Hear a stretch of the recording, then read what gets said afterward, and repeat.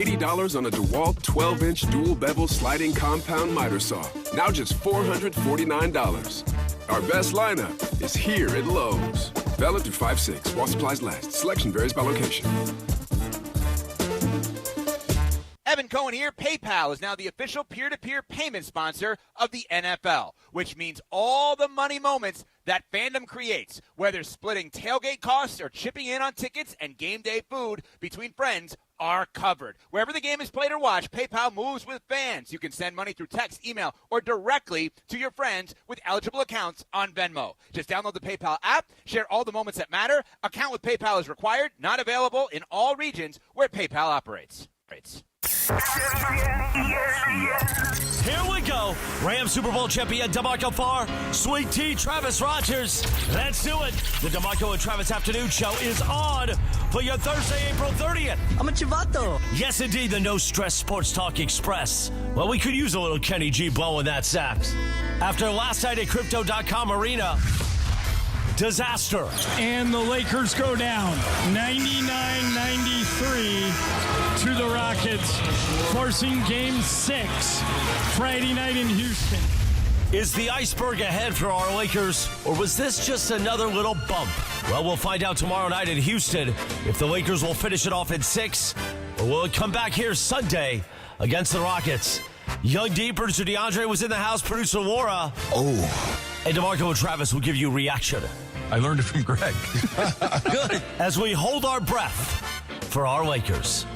And we're going to try to make you smile in the midst of it all, too. Why did you pick poutine of all things? That's a Canadian thing. Let's get to it. The DeMarco and Travis Afternoon Show. Your Thursday afternoon right now. Yeah. Yes, sir. Okay, like Chris just said there in the open, we're going to try to find a way to make you smile and all that stuff. Yeah, always. I'm making shots still. Knock down all my trash can shots and knock down all of my John. I saw me told you making messed buckets. up the mojo. The Lakers lost. It's Travis Rogers' fault. Well, You messed up the mojo. me and everybody We else. can start a maybe, new maybe streak, not though. DeAndre Ayton, but everybody else. We last can night. start a new streak, though. Yes. Yeah. Bro, I'm so geeked because you're geeked. I love am this. geeked. You were out at UCLA at the practice today. Yeah, I was, and we can spend some time talking about it. Yeah, As I we wanna get hear through about it. Coach Chesney and the UCLA guys invited us out to practice today. Yeah. And because to pay off our in and out thing that we were talking about. Yeah. And so we got a chance to go out there and got a chance to watch. I've not watched a full football practice in a very long time. Marco, I loved it. Can I admit something? Yeah. I have a soft spot for UCLA. Yeah, I do did. too. I grew up with Bruins in Sure, the house. sure. And anyway, so it's Yeah. a special place. Yeah. I hope they get that football I do team too. off the ground. It should not be this bad. I'm optimistic that they got the right guy Really? in charge. You believe him? I did. You look right in his Look, eye? you know me. Yeah. I'm cynical. Yes. I am. I wish I weren't, but I am. I bought it hook, line, and sinker. No way. And Okay. I'm not saying that it's something to buy like a trick, but that he was an incredibly impressive individual. Yeah. I really enjoyed it. Okay, I'm going to hope post so. some stuff on my Instagram a little Please bit later. do. on. That's Yeah. cool. Yeah. So Really how was enjoyed it. practice? Did you like it, Laura? Okay, so I've been to practice before. Like, I went to Mount Sac, and the Mounties are known for, like, their football team. So I've been to those practices. It was insane to see. I'm not trying to, like, diminish Mount Sac, but just the difference with programs, too, right, at UCLA. Should But be I a huge also- difference. It is a huge, Yeah. you know, Big junior Ten, college. baby. No, that's not a knock. Yeah. That should be a huge I'm just, difference. I didn't want to knock down the Mounties, okay? That's my alma mater. Anyways, so it was amazing. I did tell Travis there was so much going on that I felt if I focused on a section, I would miss all this on the other side. Wow. If I focus, the other thing that, man, I give these guys so much props, and it's not going to be what you think. The fact that they have music blaring and they're just in the zone, but you see the coach and he's yelling. I don't know how they hear him from so far away. You were and the trained to music hear that coach. blaring. Believe me. What type of music? Were they playing Black Rob? No Black Rob. No Black Put it Rob. to you this way, it was fairly mainstream hip hop because even I knew most of the songs. Okay. That's how mainstream it was. Yeah, like there I you go. couldn't tell you who did any of them, but I did know that I'd heard most of Yeah, them before. but no, Laura, you're trained to hear that coach's voice through everything. There Yeah. was Yeah. That's like hearing your parents. okay. There you go. Yeah, That's okay, a I good get it. description. Absolutely. I get it. It was great, and we'll talk more about it as we go through. That's But it so was cool. like listening to him address his team at the end of practice, DeMarco, I left inspired. I really did. I really, truly did. And it was a very powerful message. It really resonated with me. I really enjoyed it. Are you going to tell me the message? Basically, it's super simple. You have a good day, work hard. You have a bad day, work hard. No matter what the day was, you're a day away from the next one. And the only thing that gets you to the next one is to work hard. And when you don't know what to do, go back to work. It was such an incredibly simple and effective message, and he had the team in the palm. It was really That's fun. Awesome. I enjoyed it. That's awesome. Yeah. Spring, I said this before, spring football was always my favorite time of college. Yeah. It's just so much fun. You're Vibes competing were with high. your own guy. You're becoming a team. Yeah. You're competing for jobs. I told you that yeah. The thing that I really enjoyed, too, it's been a long time since I go to college sporting events and watch them as a fan from the stands, but I haven't been, like, on the field, at a practice when guys are – and seeing teammates be teammates, seeing guys encourage each other, see guys lean on one another, see guys sharing a private joke, there you go. And kind of laughing and kind of you miss that, don't you? Desperately. That's the hardest thing in the world. It's not desperately. That's it right there. Yeah. You can't recreate that. I honestly had forgotten that I missed it. That's why I said you'd be a great coach. You need to go coach. I only like the good guys. Well, you know what? We should sponsor a team. We should. I'd do that. We should sponsor a team and forget about the scholastic aspect. Yeah. I want one of those winners. Charter schools. That's right. Yeah. One of those charter schools. Yeah, that's Let's be go our play motto. kids in Florida. We like winners. That's it. That's it. All right. So there's the good vibes of the day. Awesome. The tough vibes of the day were what happened. The tough vibes of last night. I thought I was kind of on opposite ends of what Andy said. I thought they played pretty hard. I did not watch that Laker game last night. Now, was it desperate? No. Was it you're fighting for your life? No. But I also don't think that they were going through the motions. I thought that run towards the end of the fourth quarter was basically, hey, man, if we don't win this game, we could be in a world of hurt. We got to really kind of mash the gas here. But I thought they played hard. I just didn't think they played particularly well. You think? Okay, what I saw was a team that hung in there as long as they could. That's the youngest roster in the playoffs. You got the oldest roster in the playoffs. And what was that movie, Days of Thunder? Mm-hmm. When they said, hey, Cole slow down. And he's like, look, I'm not going any faster. Everyone else is just going slower. Yeah. I think the Lakers look tired because they're trying to keep up with a bunch of 22, 23-year-olds going up and down the floor on them. So I think this is – you're giving her all she's got, Captain. I do. I really do. And you were just 6-point shot. I mean, you were barely going to beat the Rockets no matter what. You had a shot if it wasn't for that Reed Shepherd. Yeah. Shepherd stole their Killed hearts it. last I mean, night. absolutely just ripped your Shepherd, guts out. I don't want to say gave him game 3, but Shepherd made a huge mistake in game 3 that allowed the Lakers to pull a rabbit out of their hat. Yeah. And he picked their pocket last night. Oh, That little mid-range jumper he hit, that is such a hard shot. Yeah. He made it look pretty darn easy. And the rip. And then when he stole the ball from LeBron and went down the other end and got the deuce, if the Rockets pull off a miracle and win a championship from this point, they'll point to that. Reed Shepherd sparking it. But he saved their season. He really did. I thought the Lakers were going to do it. I mean, stand with them. Old boxers stand with young guy, and you got a chance in round 12 to put him away, and I thought you were close, and then he comes out of nowhere. This was the fear that I was talking about yesterday, that those margins that we've been talking about, that the margins that were, and I'm not talking about statistical margins, I'm talking about the breaks, the hot hand versus the cold hand. Like the first two games, they were all kind of towards the Lakers, right? Yeah. You got the momentum was with you. The Kennard game, you got the Marcus Smart game. Like you look pretty good, and yet, despite the fact that the breaks were going more towards the Lakers' way than they were to Houston, the Lakers were getting through it, but it wasn't like they were winning by 15, 18 points. The games were still pretty close. Mm-hmm. Then game 3, they got very fortunate to steal that game at the end. Mm-hmm. Since then, all of that stuff is kind of equalized, and the gap that we thought we would see, we're seeing. This is why you have 7-game series. This is why you have a 7-game series, and kind of going back to what you said, DeMarco, and I think you're right, that if this is them giving everything that they've got, it could be. Do you see that? I see Houston as the younger, more athletic team by a wide margin. Yeah. And I think the Lakers are barely hanging in there as far as that is concerned. The Houston Rockets are definitely the younger team, and you see signs of that as far as, fatigue setting in, whether that's in the second half or whether that's from the start of the game, like the Lakers failed to match their energy and their physicality. As soon as that second quarter, halfway through the second quarter, you started to see a difference in between the game as far as Houston Rockets, the way they're picking them up, defending them, and even to start that third quarter. When you're down by 4 and the Houston Rockets have a momentum going into the second half, you gotta find ways to, get a good shot. They started off in that game, and they gave up a backdoor dunk immediately. And it's like, oh, you're setting the tone right there. So then they have to play chip away, and then you're relying on a clutch game scenario. Like, you got to find ways to match the energy, match the physicality, and I feel like the Lakers did not do that. It's so funny. I did did some spying, so what do you call espionage? Listened to some Houston Rockets radio, and that's what Udoka is saying on the other side. He was still mad about how they lost Game 3. Sure, because they had it. They did, right? They had it. They had it. He's like, we have been the better team all along. In the 5 games, the Rockets have been the better team 3 times. We just have to pull our head out of our and do it. So that's the thing that scares me. The only thing, or the thing the Lakers had on their side, in my opinion, was momentum. You did. You were rolling, and you had them on their heels. Now, guess what? They believe they can beat you, and you got to go back there. They sure do. But there's no guarantee for them. I still think LeBron, he's going to have to pull something out of his hat, and it's going to have to be special, like Cade Cunningham.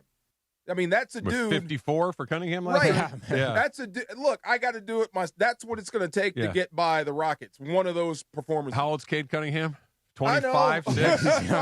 Take some Advil, bro. Look, Advil, a DeLorean, some sort of time machine apparatus. That's what I meant. Soak him in icy hot. Get that thing up to 88 miles an hour, and let's go back to 2015. You've seen LeBron bend over. It looks like us. You get a little... when Shepard stole the ball from him in the fourth, and he was walking back to the huddle, I'm like, dude, like he was moving like an old person. Oh, yes. Oh, I didn't tell you this. This is so funny. Reminded me. At Disney on Saturday, that 14-hour trip, apparently there was some influencer there that both the girls knew.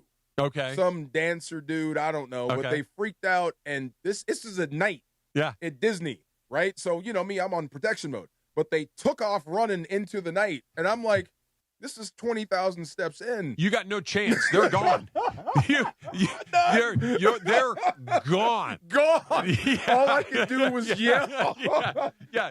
Your only hope is intimidation at this point. I'll come back here. By the way, that is a very upsetting day as a parent. Big time. When you realize, like, if they run away from me, I can't catch them. That's right. Yeah, they're gone.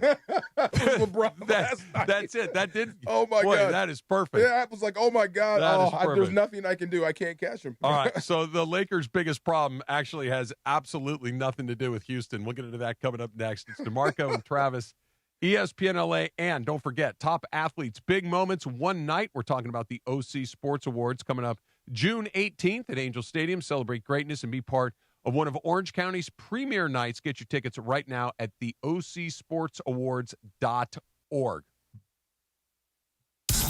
Purple and gold playoff energy. It wasn't the ending the purple and gold wanted. Game 5 slips away at home. And the Lakers go down to the Rockets, forcing Game 6 Friday night in Houston. The Lake Show still hold the edge. And now, another shot to finish the job.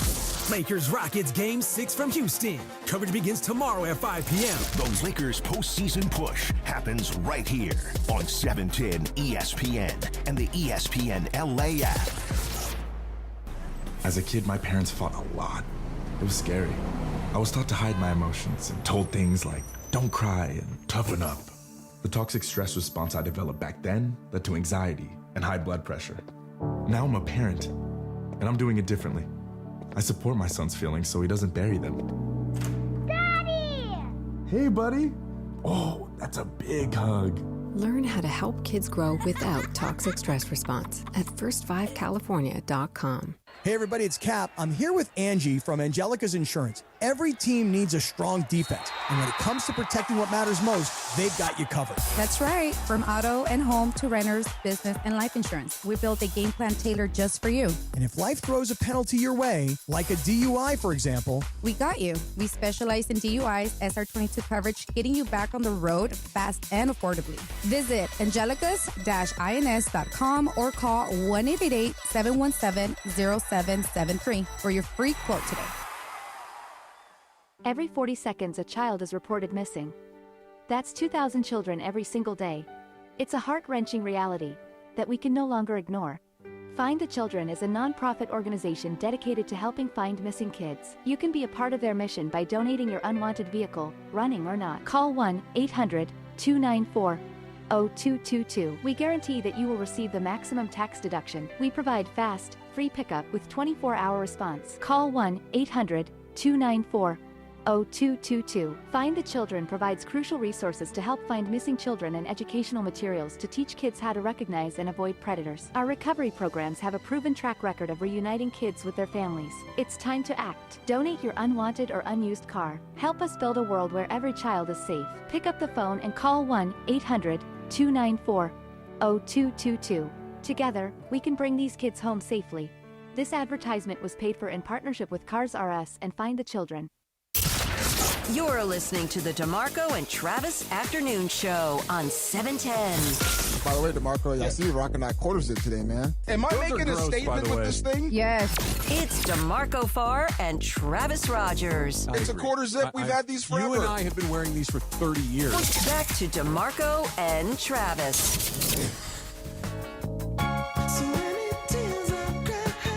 So when your daughter and her friends ran away from you at Disneyland, which direction were they headed? Like where were they headed towards? Away from you. No, we were in, if memory serves, in the middle of it, the Avengers. Oh, so you're we on were that on the side other of the park. side. Yeah. Okay. And the guy has like 5 million followers. What? Oh, wow. Yeah, like 20. He's a 21-year-old dancing dude, Mako, something like that. Okay. He had a funny hat on. I don't know. They knew who he was. That's all that he cares took about. Off running, but yeah, they took off into the night, bro. And I couldn't even get that leg up.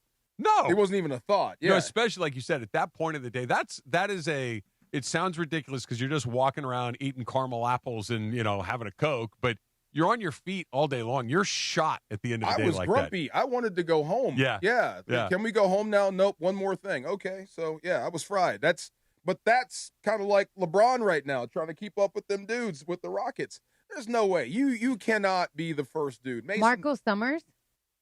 Marco Summers. Is that the dancer? Is he a little white kid? No. Oh, no. Okay.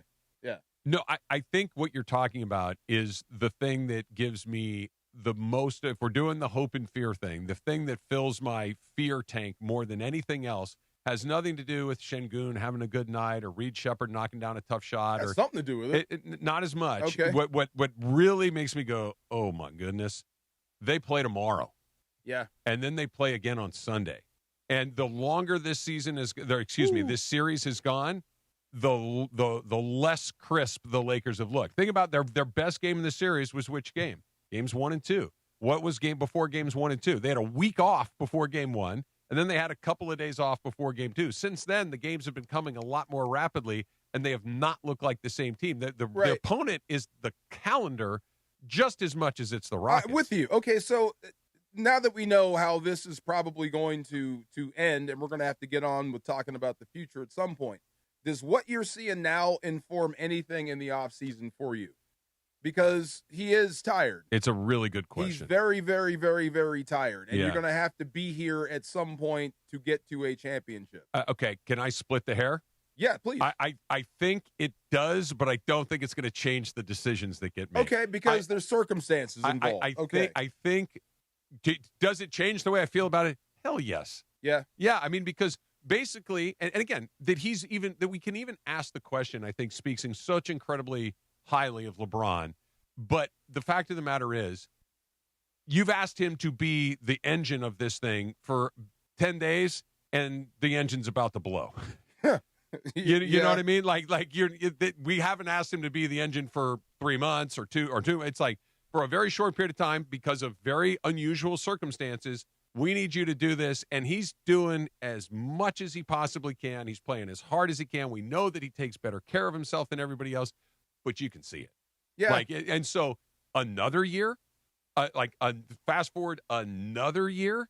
Yeah, I worry about it. Aren't you expecting? Well, are you expecting it to get worse in Houston? Because I'm still expecting, I guess, the superhero where he pops out of nowhere and he's miraculously recovered. Which one are you expecting in Houston in a day? Expecting? Yes. I'm expecting tired. Yeah. Okay. But I also am not discounting the possibility of spectacular. Like Ohtani, like Tiger, like Magic, like Kobe, like these sort of guys, right? Yep. Jordan. I don't put anything past LeBron James. He could do something extraordinary. You mentioned Cade Cunningham a minute ago. Yeah. If LeBron James had 50 points in Game 6, I would be really deeply surprised, but I'm not saying it's impossible. Right, me either. Because he's LeBron James. Now, if you told me Luke Kennard went for, I'm not seeing that. But even a 200-year-old LeBron James, it's LeBron James. I feel bad even asking that man to do that at 41 years old. But who else can do it? It's their only chance. I mean, is that okay? We loved. I guess we all love the way DeAndre Ayton played, right? I thought he was terrific. He was terrific. Yeah. Is that the ceiling on his terrific? I think so. Okay, all right. I think so. Then who else is going to step what was up? he, 19 and 17? Yes. Yeah, I mean, that's good. That's great. That's great. Jokic kind of That's stuff, good. quite frankly. That's great. Yes, it was. It was the rebounding that happened at the right time. Offensively, in particular. Offensively, in particular, like the second chance opportunities, the putback dunks, and being in the right spots, rolling to the basket. Like he was doing every single thing possible. The way he defended on Alper Şengün, yeah, like he defended really, really well against Şengün. I don't know who said it, but it was. This is where you really miss Luka.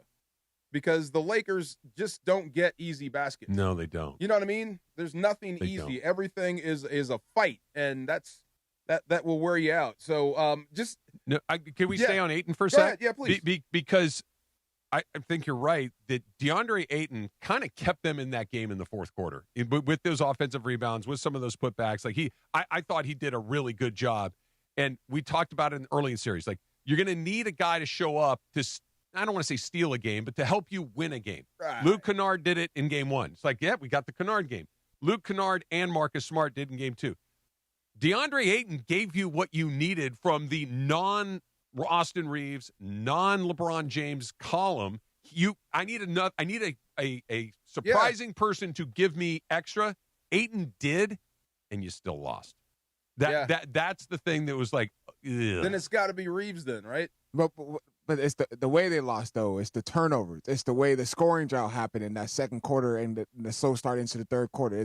It's the way that they have been losing. Their defense really hasn't been the issue. It's the way that their offense has been as far as not getting the good looks. And then there's one particular player where Austin Reaves, look, when he came in the game, his first shot was from deep, and he knocked it down. I was like, oh, here we go. I thought so, too. I was like, here we go. That was, 27, 8 feet? Yeah, and it was like that was his first shot of the game, and he nailed it. I'm like, oh, this might be a little bit something. This is the spark that they needed. They needed a guy when there's a scoring drought to create a shot to get to their spot, which Austin Reaves did. Remember, he got to the free throw line 13 times. It wasn't like he was doing his job. It's just the scoring, the offense. Like the Houston Rockets did a good job. As soon as they crossed half court, they're picking them up half court. You literally see Udoka and the Rockets coaching staff screaming at their players like, get up, because fatigue was setting in. You can't get to those spots offensively.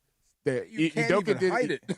Yeah, like Udoka did adjustments. Yeah. He put Amin Thompson on Luke Kennard. Luke Kennard's not able to get his shot. Yeah, that was the end of that. End of that. Like, no more of that. And so then you put another defender on Austin Reaves to kind of bump a little bit, to kind of take him out of his spots. They're doing that. We talked about it yesterday about Reaves' return to the lineup and what would it look like. And to your point, DeAndre, I thought that he played really hard. I thought he did what you need him to do. You need him to get points. You need him to score. You need him to get to the line. And he did get to the line, but he shot the ball poorly. He was just 4 of 16. So that wasn't great. But you could tell it felt like your first day back from the vacation. You're just, it's familiar. I know all the surroundings. I know where everything is, but I'm not quite in the rhythm of the day-to-day. That when you come back in and you've been gone for a while, it just takes you a minute to kind of slide back into those routines, and he looked like somebody that hadn't played in a month. He gave you, what, 22? Yeah. 22 points, 33 minutes, hadn't played. I thought he was great. The thing that got me was you needed more LeBron, and that's the thing. You can't ask more of him. It's hard to critique him because he's so old, but you needed more. How many three-pointers has he missed in a row now? Like his last 10? Too many. That's what you needed, more scoring there. And I thought he had played it perfectly. You had a chance to win it at the end. Maybe the more is Reaves, and that second game back, then it's a little more familiar. Right. He's a little more. seamlessly integrated in what they're doing, because it just felt like that this is the wrong word, but I'm going to use it anyway. The simplicity of what they were doing games 1 through 4 was you do this, you do this, you do this, and everybody understands their role. We're going to go do it. And now all of a sudden it's like, you do this unless Austin's there. And then you do that unless, LeBron and Austin are doing it. It's like there's just more variables to this stuff. And maybe that smooths out over the course of one more game and getting one more rep in it. But it looked like a reintroduction to a guy that was just, we're all kind of trying to figure out how to do it all over again. And you need him to go beyond scheme. And you're talking about coaching. Yes, I agree with that. And what popped into my head was Bud Carson and how he taught defense. You can't trade 1-for-1 in this league. It is burned in my head, meaning it's not the scheme. Somebody's going to have to play beyond the scheme for us to be great. There you go. So that's what I mean. I mean, somebody else is going to have to do what Cade Cunningham did. It's against scheme. There's only 2 guys on the team that can do that. Then it's got to be Austin Reaves right now. I mean, because LeBron looks tired unless he can get his gas back. Then it's got to be him. I felt like be that guy. I felt like we were coming to understanding, though, that this is most likely going to be the possibility that Austin Reaves is going to struggle. He hadn't played a game since April 2nd. I wasn't surprised. So I'm asking the impossible. A dude that's been hurt and an old dude. And you're and like we were asking, like, as soon as he came in, remember, Luke Kennard started the game for them. When Luke Kennard was not able to get his shot off and he was getting picked on a little bit on the defensive end of the basketball court, which I felt like, J.J. Redick said that it was always in the plan of Austin Reaves playing and starting in the second half. But you started to see that they were trying to look for answers to try to find someone that can create their shot. And, we had like they're missing the Luka Doncic ability to make something out of nothing. Like he's the ability to bail him out. Like late in the shot clock and, make a step back 3 contested. Like they are missing some of those things. I miss Luka. If they're going to win this series. Much as I hate him, I miss him. He drives me nuts, but I miss him. He's the great eraser. Yes, right. He can erase a really bad possession by just being awesome at offense. 1 foot. Yeah. And elbow and popcorn. It's the same thing that all those great guys do. That you just like, okay, this isn't working. Just give me the ball. Get him bucket. Yeah. Like those Austin guys can Reaves do that. Is going to have to be that. Can I throw a little stat at you guys though? Because the Lakers, they shot the ball really well in games 1 and 2, specifically from the 3-point ball. Yep. So in games 1 through 3, the Lakers' 3-point percentage was 46%. Houston Rockets shot 28%. And what were the whole scouting report and storyline is you keep the Houston Rockets from getting into the basket, you keep them in the perimeter, let them be a 3-point shooting team, advantage Lakers. That has not been the case since games 4 through 5. Lakers have shot 24% from 3, and the Rockets have shot 37%. That's another storyline into this series. It's like tired shots. Austin Reaves' jumper started to look short towards the end of the game. LeBron James in that last 2 shots he was shooting. That last 3 barely hit the rim. Hit the rim. Legs, fatigue. Yeah. Oh, my God. Reaves is going to have to pick up a lot of that slack. And we talk about LeBron, and it's a big ask because of him and his age and the, just the amount of times we've asked him to do it. It's a pretty big ask of Reaves to not play for a month and say, oh, by the way, you're going to come in here and have to single-handedly win this playoff game. Man, That's a big ask. So it is. But the money you're about to make, this is what we expect of stars. I'm not saying it's an unfair ask. Yeah. I'm saying it's a big ask. Like if you asked him, if he'd been playing all season long, it's like, hey, man, let's go. Oh, it'd be a different story. Then it's like, go do your thing. But he's been gone for a month. But, he said it's going to take a minute to get back in game shape, and I get that. But, like, if you're going to make this happen, you're going to have to go beyond yourself. Do you remember Robbie Benson, the actor? I do. Remember that one-on-one movie? I do. That's what I need Austin Reaves to do. I need you to be Robbie Benson. I think Austin Reaves would be deeply offended by you comparing him Red Hot Poker. to teen heartthrob Robbie Benson. Yeah, Red Hot Poker. Like asking Michael J. Fox to come in at the height of his family ties Robbie Benson. run. Come on. Yeah, that is Fill terrific. it up. Absolutely.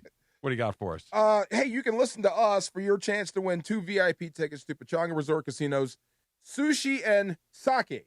Where is he? Yeah, Sake. Thank you. I get the thumbs up back there. The Food Festival on May 2nd. That's this Saturday. When you hear the cue to call in for your chance to answer a trivia question on air with us and win. Enjoy early entry, amazing food, drinks, and live entertainment. Good luck. That sounds great. Keep listening for your chance to do that. We're going to come back and talk about you kind of touched on it a second ago. Robbie Benson? Not Robbie Benson, not Leif Garrett. We're not going to go through the 70s heartthrobs quite yet. Not Sean Cassidy. There we go. Not any of those guys. Not Todd Bridges. None of these guys. Leif Garrett. I believe it's Leif. I believe he likes to be known as Leif Garrett. I don't know. I could be wrong.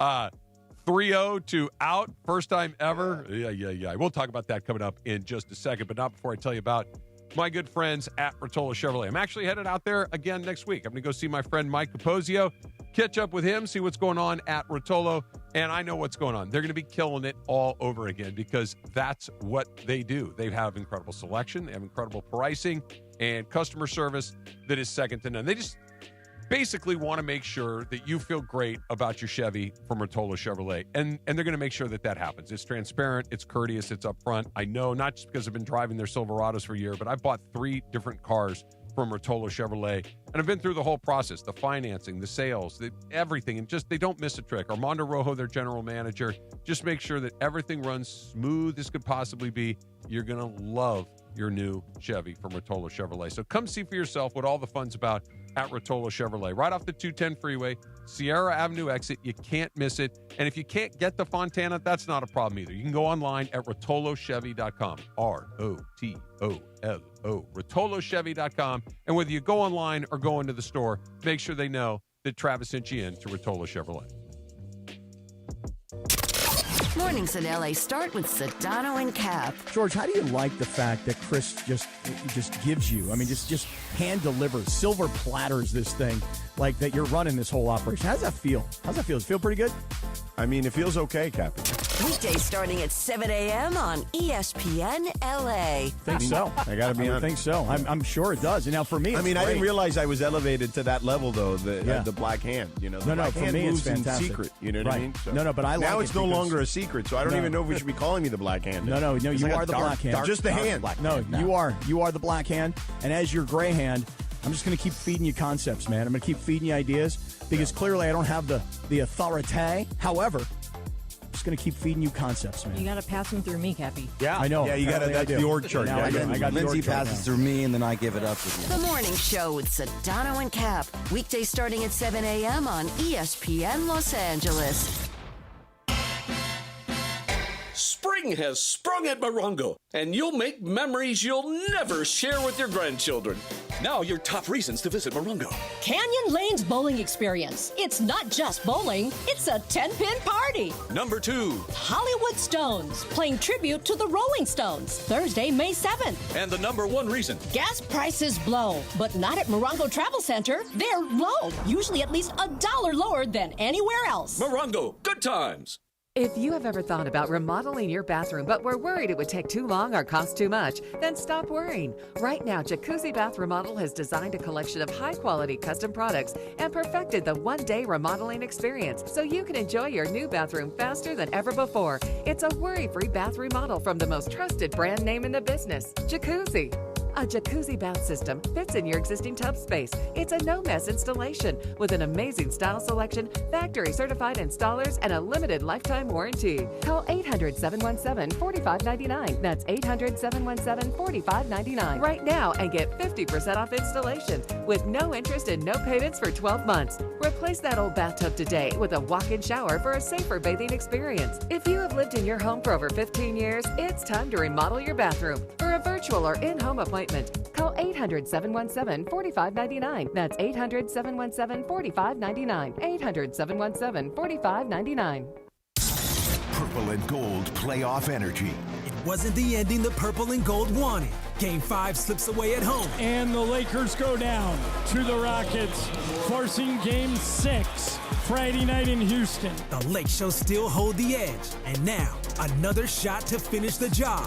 Lakers-Rockets Game 6 from Houston. Coverage begins tomorrow at 5 p.m. The Lakers postseason push happens right here on 710 ESPN and the ESPN LA app. It's DeMarco Farr and Travis Rogers. You sleep naked? I do. Completely unencumbered. He likes to be free. Put him on the board. Afternoons with DeMarco and Travis rolls on. So if you and I are on the road and we get caught in the same motel and we got to share a room, yeah, you can't sleep unless you're naked. I would prefer to be unencumbered. Back to the guys. Can I kick it? Yes, you can. Can I kick it? Yes, you can. Can I kick it? Yes, you can. Can I kick it? Yes, you can. I missed this. Wow. This was spring ball at its finest. Let's go. Head knocking time. Is that like there's music practice all the time? That's just normal? That is modern football now. Okay. So you have music at practice. Yeah. When we were practicing, absolutely not. Never. Don James would have set fire to it. And right, hell yeah. It was always weird when like you'd go to your first game for as baseball players. Yeah. And because usually, practice there's never any music or anything like that. And then that first game, there would be music during batting practice. Oh, yeah. Like they would turn on the sound system and there'd be like, oh, this is a lot better. Yeah, it is. This is a lot better. It's better for coaches, too. Yeah. Because coaches still coach. And, some language will scare people. Oh, so no, you have music playing. They were coaching today. They're coaching today. Yes. Yeah, coaching. Yes. See, that's what we do now. I like that. But no, yeah. it was all good. That's good. All good for sure. All right, so Lakers up 3-2. Yep. Had I told you that the Lakers would be going back to Houston up 3-2 after the first 5 games of the series before the series started, we'd be ecstatic, right? I would have taken it. Yeah, for sure. Me too. Me too. You mean before the playoffs started? Before the series started, I would have taken it. Hey, listen, I've looked into the future. The Lakers are up 3-2 going back to Houston in Game 6. Yeah. You if want you would have that? told me back before the third option became a thing, I would have taken it. Yeah, I think so I would have said you're crazy, but I would take it. So, I know why we feel the way we do, because 3-0 to 3-2 is trending in the wrong direction. But they still have a 3-2 lead. They still have 2 chances to win 1 game, and they just need to win 1 game, and they advance to the next round. If it doesn't happen, they will be the first team ever to blow a 3-0 lead. Can you believe that? I still can't believe that. The only sport that it kind of sort of happens in a little bit is hockey, and it doesn't happen a lot, but it's happened more than once. It's happened once in baseball. It's happened a few times in hockey. It's happened a few times in baseball. Once. One team came back to force a 7 and lost. Yeah, one team that's actually happened won. occasionally. Yeah, the Red Sox are the only team to win the series down 3-0. But don't you think that's wild? In basketball, it's never happened. Yeah, I do. I'm with you. In today's NBA, it's never happened. Well, it's Wow. because basketball is the one sport that tends to follow chalk more than the others. Okay. Right. Like just like the better team is very rarely going to lose 4 times in a row. Right. You know what I mean? And even if unless there's extenuating circumstance, and there like are there are extenuating circumstances, but 3-0 is still 3-0. And if they lose on Friday night, right. Now you're on the precipice of not just not advancing, but of making all the wrong types of history. Well, okay, so just hold on. If when we're all cosmic dust, 50,000 years, and they find the capsule to the NBA, and we're trying to figure out how can a team lose up 3-0, and the first thing you would say, well, how old were they? And you do have the oldest team in the NBA, the playoffs right now. That's what I'm saying. So if anybody's going to lose it in a long series, it's probably going to be a team like the Lakers. Yeah, because the longer it goes, the worse it is on them. But I hear you. But they were up 3-0. Right. You know what I mean? So the age did not prevent them from getting out to a very comfortable lead. And you wouldn't think like to your point, if you told me, hey, there's only been one team that ever blew a 3-0 lead, what happened? My first guess would be, their best player got hurt in game 4. Right. That would be my first guess. And then he never came back for the rest of the series. But the other team's best player is the guy that hasn't played. True. Your best guy hasn't played either. You know what's funny? They might be better without him. They're certainly simpler. They may be better without Durant. Yeah. That the whispers are getting louder. We spent so much time yesterday talking about if LeBron can drag a team, blah, blah, blah. What if they're the first team to blow a 3-0 lead? What does that mean? What does that say? Where does that fall in the hierarchy of the debate that we all have all the time? I'm in the so what. It does not matter to me at all. Really? I mean, I'm still shocked there haven't been more. So, I mean, is this like But yes, it's a big deal. It's never happened before. Okay, but you can understand why. Not really, no. You got a 41-year-old dude trying to lead the team. I know. They were up 3-0. I'm not saying had they gotten blown out 4-0, it's like, yeah, they got a 41. They were up 3 games. I guess I would look for you. Maybe you had chances to close them out and couldn't. Yeah. And then you left the door open and you lost. Because if you didn't close them, we said if you don't get past game 5, if you don't win this one, you're not going to win the series because time is running out. I think they will win the series. I've not resigned myself to, it's a wrap. But I've opened my mind to the possibility of them maybe being the first team to blow 3-0. And, like we were talking about LeBron in the article yesterday and how people always end. If LeBron James. You think so? Oh, yeah. You think so? Is it a big deal if they lose up 3-0? I mean, the league's been around for 75 years. There has been no team. DeMarco, no team. I got you, but that has lost in a 3-0. But you would understand why. Oh, there's no understanding. I'm sorry. There's no one. No, you got 41-year-old dudes lead the same 41-year-old put them up 3-0. Oh, you mean people. See? How is that being mean? It can't only count when it goes good. No, I'm just saying. Yeah. I mean, the dude is doing everything he can. He's running out of gas. I understand. But it can't. It has to matter on both or neither. It can't only count when it goes good. In a shocking turn of events, he got 3 wins, and if he gets knocked out, it's going to be a bad thing. He got 3 wins in 3 tries, Terrible and then they people. got none. No, it will be for the people that love to do this crazy argument about this guy versus that guy. It will be the first thing they break out. You think so? 100%. You think so? Yes, man. I'm sorry. I just can't. I can't just live with the fact that you had up 3-0 and you had 4 opportunities to close the series out. Okay. So see, the second part of that, I am right there with you. But if you do lose, no matter what, I wouldn't be like And the other team doesn't have their best guy. Okay, you're cutting. I got you.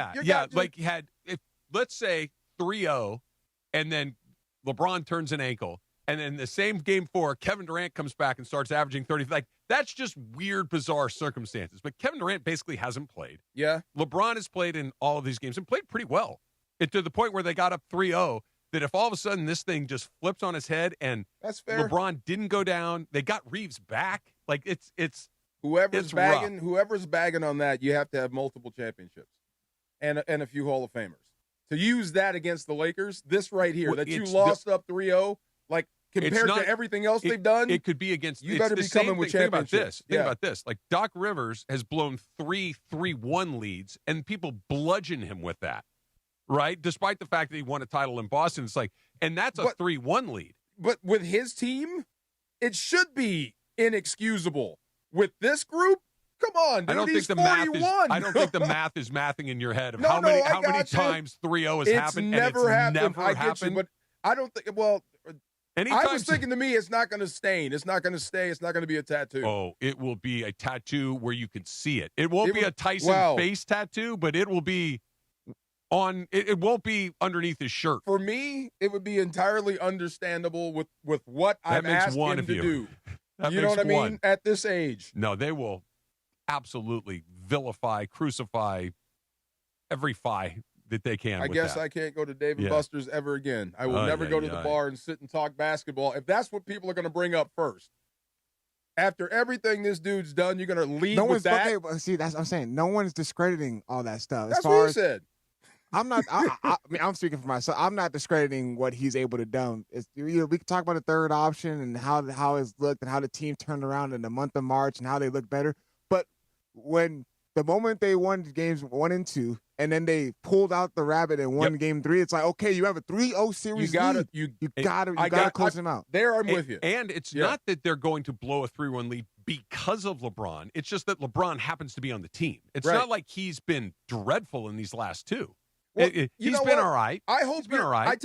I hope you're right. I hope I am dead wrong and you guys are right. That means he's going to fight like hell in Houston. If it matters that much, then good. This might end up like the movie The Wrestler. Just don't ask him about hopefully not that meat slicer scene. That was unfortunate. No, at the end, you know. One more meat slicer scene. You haven't seen The Wrestler? Oh my! I've not seen The Wrestler. Oh my God, you got to see The Wrestler. Okay. I'm not a wrestling person at all. It's a terrific. It's deeply, deeply sad, but it's a very good movie. How old is this movie? 10, 12 years. Oh God, is it about that? Yeah, I guess it's been around for a while. Marissa Tomei? Yeah. Okay. Yeah. Marissa Tomei? Yeah. I'm familiar. A little Far Side coming up next. It's DeMarco and Travis, ESPN LA. You never know what you're going to get when you wake up with Sedano and Cap. Way to go, young fella. Proud of this kid, man. Really am. So way to go, Bronny. That is an incredible story that we're watching develop right now. What do you think about that, George? I agree with you. Listen, I tried to tell you guys. You guys mocked me when I told you he was balling out in the G League. And you guys are the G League. It's the morning show with Sedano and Cap. Weekdays starting at 7 a.m. on ESPN LA. Pizza Hut is bringing the heat with their new hand-tossed crust.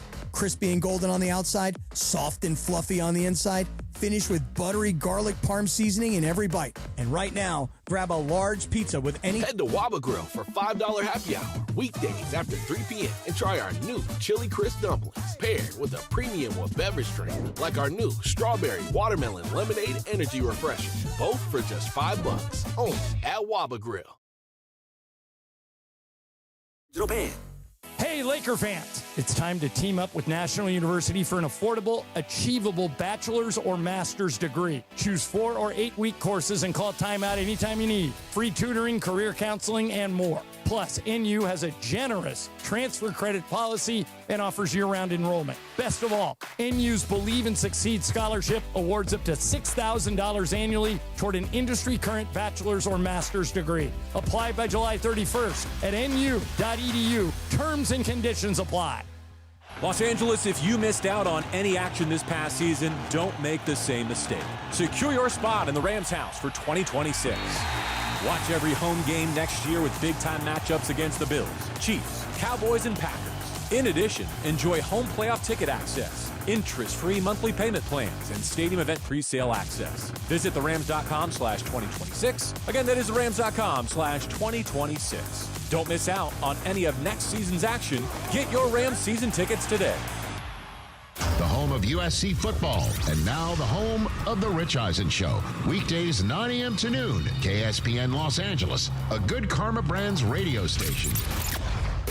And it is the DeMarco and Travis Afternoon Show right here on ESPN LA. The Far Side. And it's time for The Far Side, presented by our friends at Highlands. The Far Side. Weekday afternoons at 4 p.m. Time for The Far Side with DeMarco Farr, right now on the Travis and DeMarco Afternoon Show on ESPN LA. Wait, you lost me. We can start with the WaBa Grill. Yeah. Oh, the WaBa Grill hour, bruh. Yes, WaBa Grill has bestowed upon us some delicious vittles. It is. It's the WaBa Grill 4 o'clock happy hour. You can head to WaBa Grill weekdays after 3 for their $5 happy hour and try their new Chili Crisp Dumplings. I believe I just had a couple of those right now. Bold, crunchy, and tossed in a fiery crisp, paired with a premium beverage drink like the one you have right now. Oh, my God. Strawberry watermelon lemonade, an energy refresher mixed with real fruit and natural energizing caffeine to power you through your day. Just $5, DeMarco. All this is in me already. I know you scarfed that down. Oh, my God. The $5 happy hour is Monday through Friday, 3 p.m. to close, featuring the 5 dumplings. So we have the spicy ones. I don't know if you guys can see it. DeAndre and I have the spicy crisp one, which is amazing, with your value size premium WaBa beverage. So you get all this for $5. That's pretty good. Love it. I ate all the dumplings. Already? They're taking me. Oh, I'll get there. My dumpling compartment is completely empty. I will get there. Yes. They're really good. Delicious. Thank you, WaBa Grill. How do you feel about Facebook? Are you a Facebook guy? Never have been. Never I been? have a Facebook, and I it's been 10 years since I've looked at it. What about Mark Zuckerberg? What about him? How you feel about Zuckerberg? Next question. Next question? Oh, not okay. a huge fan. Anybody? Facebook, Zuckerberg, thumbs up, thumbs down. Anybody? I haven't been a Facebook person in a long time, but we do use Instagram, and they own it. Yeah. Zuckerberg owns it, so it's like, whatever. I don't really care for him. I mean, it started as a good idea, like anything else. What's up, Tom? Well, decent idea? No? I didn't see the movie. I need to see the movie. The original point of it when he started Harvard was to rank how the women looked Is that at Harvard. True? Yes. That's true? Yes. Okay. Yes. All right. Well, beginning stages. All right. The reason I'm asking that is one of your favorite things, and what did you say? Next question? Yeah, he's not my guy. Well, they may be merging soon. The Seahawks are for sale. Oh, are they? Yeah. Mark Zuckerberg is one of the guys that may be bidding on the Seahawks. He's got plenty of money. He's got plenty of money. He could buy the Seahawks outright. He's got enough cash to do so. There's money in his couch cushions. He could probably buy the Seahawks. In his front pocket. Yeah, right. exactly. Write a check for it right there. There's one other guy. I think it's the recently retired Apple CEO, Tim Cook. Tim Cook? Yeah, is also considering making bids. Interesting. But yeah, the interesting part is I don't think he would be just an NFL owner. I think he would be looking for different ways to, I guess, maximize the product. And I do wonder what a Facebook Mark Zuckerberg football team would do to the league. What it would look like. Put it this way. Yeah. If that happened, I'm glad they're in the Rams division. Okay. I don't think it would go well. You think it would go the other way? I do. Okay. I think it would get into are we trying to do football? Are we trying to raise capital? Are we trying to be a tech company? Are we trying to do football is football. Now, you want a rich guy at the top of the pyramid to take care of all if he just took and started striking checks for everybody, that would be terrifying. That's what scares me. I'm on the opposite side because you've got an owner with deep pockets. You get the right guy in place, you got problems forever. I agree. We're on the same page there. I just don't think he's the right guy. No, I mean, if he gets the right guy. Oh, I see what you mean. In there, where you have an owner with deep pockets that spares no expense. Kind of like what's happening here. Yeah. That's what I'm saying. That'd be another rich guy on the block. But he also stays out of the way for the most part. He's involved, but you don't want a guy that's involved in the thing. You want him involved in the money, but let the people that are experts at the thing run the thing. You think he would be out in front if he owned it? I don't know if he'd be out in front, but I think he'd be deeply involved. It would be weird. It's so funny. And I do wonder what that would do to the league because when you start adding the new billionaires, you know what it feels like in to different me? directions. Yeah, not for the same reasons, but I think it might generate the same result. Is a little Dan Snydery. Oh, okay. Like a really rich guy. The bad part? Or okay. No, the bad part. The part where they just can't get out of their own way. Money, no direction. No direction and no success. I do wonder, the game keeps growing, everything's growing. The one story we haven't talked about that's been top of mind for a while because it's the scariest thing in the world. Because we all do it here, and it's wild because it is gambling. Did you see the Texas Tech kid?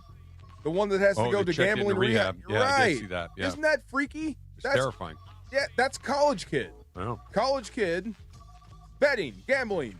I mean, we're about to expand the game again. It's starting to get wild. Look, I have kids that age. Yeah. It's a real thing? It's all them and their friends talk about. Nonstop. Really? When they watch a game, DeMarco, they're not talking about this route or this play or that double play or this three-point shot. It's, I've got that guy and the under. I've got this tied to that. That is it. Oh, my God. That is it. So that dude that you're talking about, tip of the iceberg. Okay. Tip of the iceberg. So you were out there with those UCLA kids. Yeah. And Laura said, it's funny. They look like kids, don't they? They do. They look like babies. But to them, they're grown. Yeah. They think they know everything. Mm-hmm. And us as adults, you don't know anything yet. Yep. You got a lot of life left. Mm-hmm. But you're starting to think, right? The money in college football is going way up. Oh, yeah. Gambling's becoming easier and easier. Dude, he's got a casino in your pocket. That's exactly where I was going. Yeah. You have an instant casino in your pocket. That is a scary, scary, scary, scary thing. It is. Unbelievable. Trav, you sorry to cut you off, DeMarco. Yeah. You said it. We talked about this maybe a few weeks ago, and you mentioned your kids and how much they talk about it. They don't physically see the money. You don't have to hand someone a $20 bill. Yeah. It just gets deleted from your phone. You never see it. It's the very same reason they make you play with chips in a casino. Yes, it's not money. It's not money. Correct. If you had to put a $100 bill on the table or a black chip, it doesn't feel the same. Black chip's a lot easier. It's just a little plastic thing.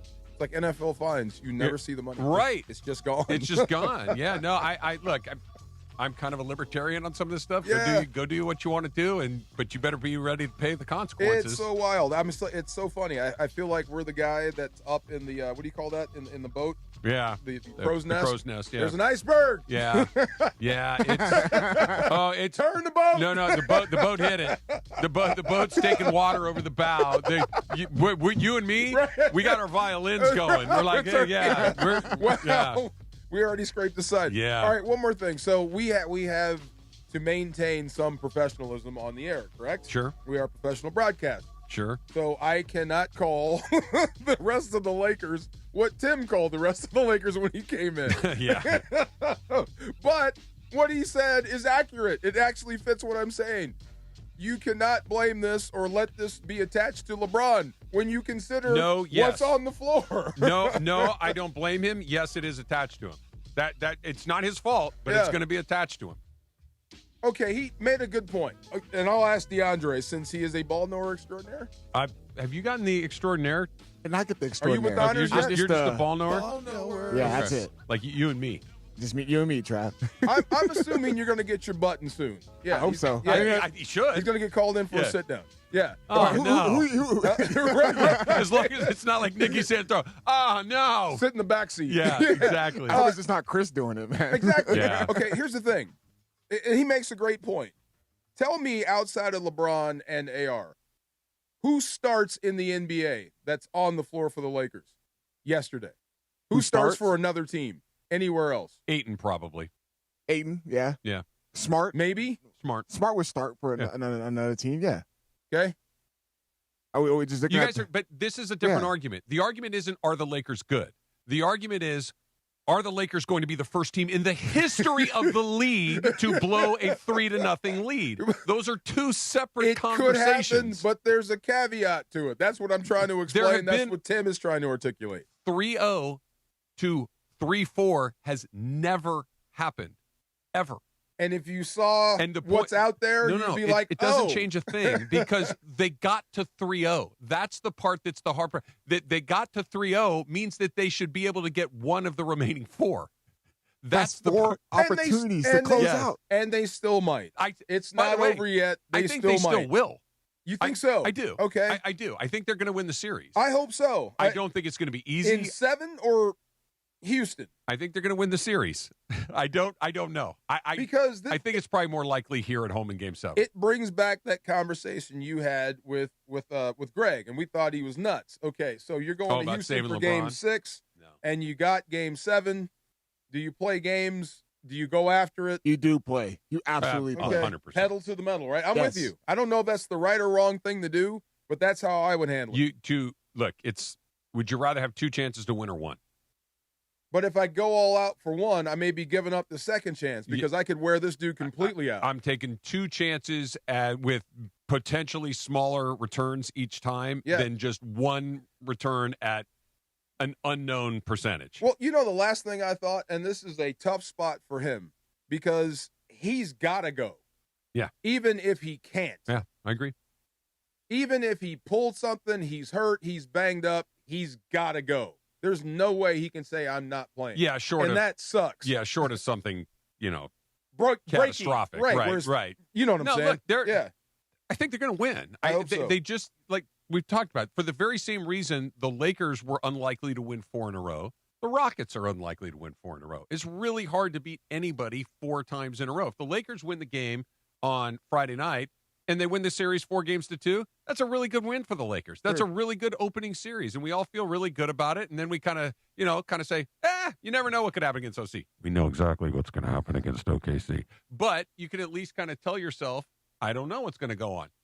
But if they get into, we're coming back on for a Sunday game, now all of a sudden, all bets are off. Who knows what's going to happen? I think they're going to win, but it does not feel good like it did 24 hours ago. If you do, and let's say you go to double overtime Game 7, mm-hmm. you go the max amount of minutes you can to get past Houston. Yeah. Do you still put Luka out there when he's ready to go? He's not going to. I don't think we're going to see Luka. In the second round? Shams Charania did a report he's done? that he will most likely it's unlikely that he will return for both the games. That's actually smart. That just sucks. Okay. All right, there you go. There you go. Luka, we'll see you in November. Yeah. I think that's when we'll Gentlemen, see him go. It's been an honor playing with you. Yes. I like when the 2 guys leave and then they come back. Look, if you're going to go down, again. I guess we'll all go down. Ty Simpson plays quarterback when? That's coming up next. It's DeMarco and Travis, ESPN LA. Mornings in LA start with Sedano and Cap. Cap sent me a picture of his protein on Saturday morning, though. Yeah, I was proteining up. Weekdays starting at 7 a.m. on ESPN LA. Eggs are great, but you got to mix Greek yogurt in with them to really get a punch. Eggs don't have a ton of protein because they're small. I took 3 eggs. I took 3 sausage patties. Nice. And then I took a big scoop of protein powder, and I put it into a little bit of almond milk and some blueberries, and I mixed it all up. Nice. And I got myself that much more protein. Oh, beautiful.